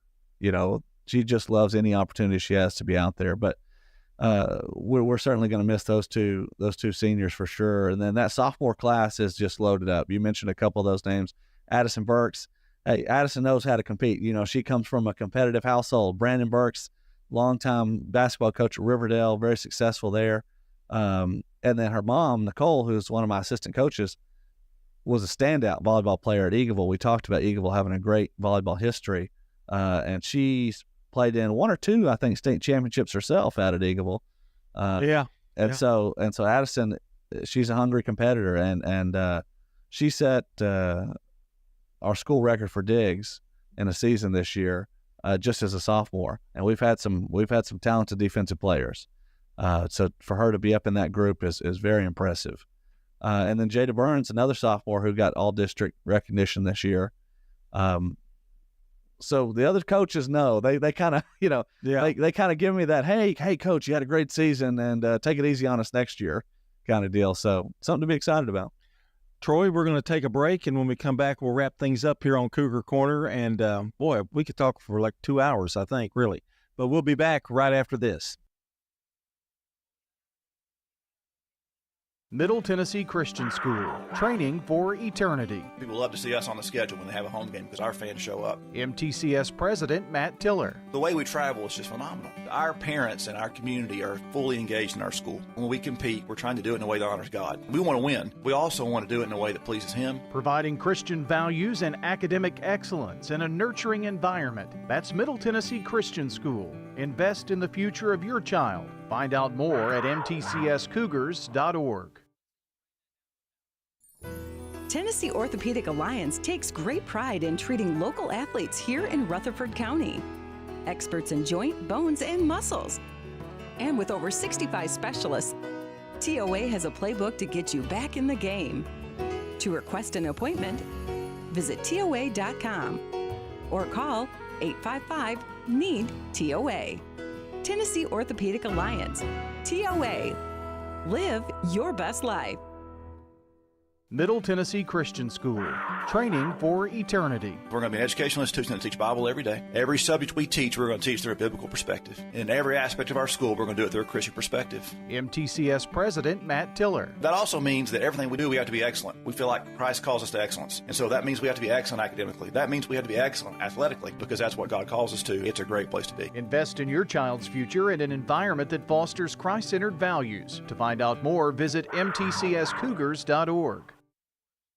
It's MTCS Cougar Corner, fueled by Donut Country and McDonald's Murfreesboro. Presented by Tennessee Orthopedic Alliance.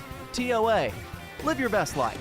Online at TOA.com. On FM 101.9 and AM 1450 Murfreesboro, FM 100.5 Smyrna, and streaming at WGNSSports.com. And we welcome you back to Cougar Corner. John Dinkins, joined by Brian Barrett. And Brian, Troy Berry, terrific guest, and talked a lot of volleyball today, and 42-5 on the year. Pretty amazing. Great record-setting number of wins this year.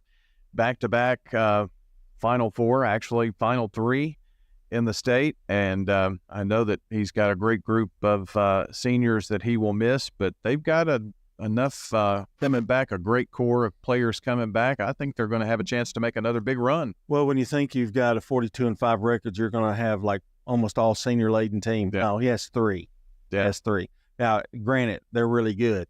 Those are really good, but he's got a core that's coming back for the next 3 years. Most of them are sophomores, so there you go. It's an amazing record. And we talked off air a little bit, and we also talked about some things that are happening in Middle Tennessee Christian School, so I'm going to leave it up to you to tell us. One of them is the new wing. Let's start with it, the new high school wing. Well, we were at MTCS not last Thursday, but the week before, to do their game with Ezel Harding, and that was the day that they unveiled their new high school wing. And from the stadium, you could see the lighted MTCS sign on their new wing right beside the high school gym. The new it's not new anymore, I guess, but the big gym, they call it, and looks spectacular, and that is a great addition. And of course, it's just, absolutely gorgeous, and they're going to continue to add new things. I know Jamie Carver this week is ecstatic about the new turf that's coming, and that's going to be great. Just lots of improvements going on at MTCS, and it's really great to see. And Jamie talked to Lou Warner, and they said they could get it in this year, so it'll be there. And I think they're going to start here real soon. Yeah, and Lou's a great guy, and I've dealt with him myself, and it's just a wonderful addition. And they've got other things in the works too. Was that when you were considering turf at the Wilson? Yes. No, I wasn't considering turf. He actually fixed my ball field out there. Did he really? For a couple of years. And so we had one of the nicest practice fields with no left field wall. Nothing. Left field was like 40 feet, but it was a great field. And so just exciting. That's exciting. I know they've got a lot of things in the works. We haven't seen the end of it. It's going to be, I know football is going to have some changes and things like that. So they're doing a lot out at MTCS. Yeah. Making lots of improvements. I know it starts from the top down with President Matt Tiller and just the leadership under him. And that's obviously going to continue. And with AD Jason Piercy and just kind of forward looking, lots of great supporters. And I don't think we're done seeing the improvements that are going on. Obviously, kind of looking ahead now, we spent some time with Troy this morning, and I know we didn't talk football today, but Christian Peterson didn't really have a football game to talk about this week, had the bye week. I know you're not a fan of byes, but they've got an opportunity here, maybe even to see some live football. I don't know. I didn't ask him that last week, whether he was going to go watch last night's game, but he's got FACS coming in from Shelby County this week. Yeah, and Christian, we could have talked about his favorite movies or something, but we decided to go ahead with Troy Berry, and he did not disappoint. No, that's true. He did not disappoint, and he does a lot of the he does the PA system, and he does a lot of the public relations stuff, and he knows computers almost as well as you do. Oh, I'm sure he knows. I know. I asked him. Yeah, it was a struggle today, but we got through it. Not Troy. Computers. Yes. Well, they're always a struggle around here. It's like polishing, bad things. If they ever make a movie about computers and, like evil computers, I'm going to be the victim. I'm going to be the first in the death scene, where the computer just takes over me. Yeah. FACS, by the way, First Assembly Christian School. They're out of Memphis, and they won last night. And so they will actually come to Middle Tennessee Christian School and hopefully will be the first victim. Yeah, a great chance to go out and see the Cougars, and it's home, and it should be great atmosphere. We loved going out there the other night, and should be great. Well, this is where the rubber meets the road. You got to win these games, obviously, to continue the season. Quarterfinals here. You want to keep playing. You got 3 steps to get to the championship game, and this is where it starts. So MTCS versus FACS coming up here on Friday night, November 10th, second round of the playoffs or quarterfinals for Division II. Just a reminder, coming up later today, Middle Tennessee football as they take on New Mexico State. They made that 1,400-mile trip west to New Mexico State, so hope you'll join Dick Palmer and JP Plant at 3:30 with a 5 o'clock kickoff here on WGNS next Friday night. We don't really know exactly 100% sure where we'll be, but you can catch up on our website and Twitter or X at WGNS Sports Radio to find out where we'll be next Friday night. I guarantee you we'll have something. And next Saturday morning, we'll have the Coaches Show back here as well. Okay, do I close or do you close? Well, I never close the show. Okay, well, thank you for listening to Cougar Corner. For Brian Barrett, John Dinkins, we got Jackson Smith back there helping out as well. Until next time, next week, so long, everybody.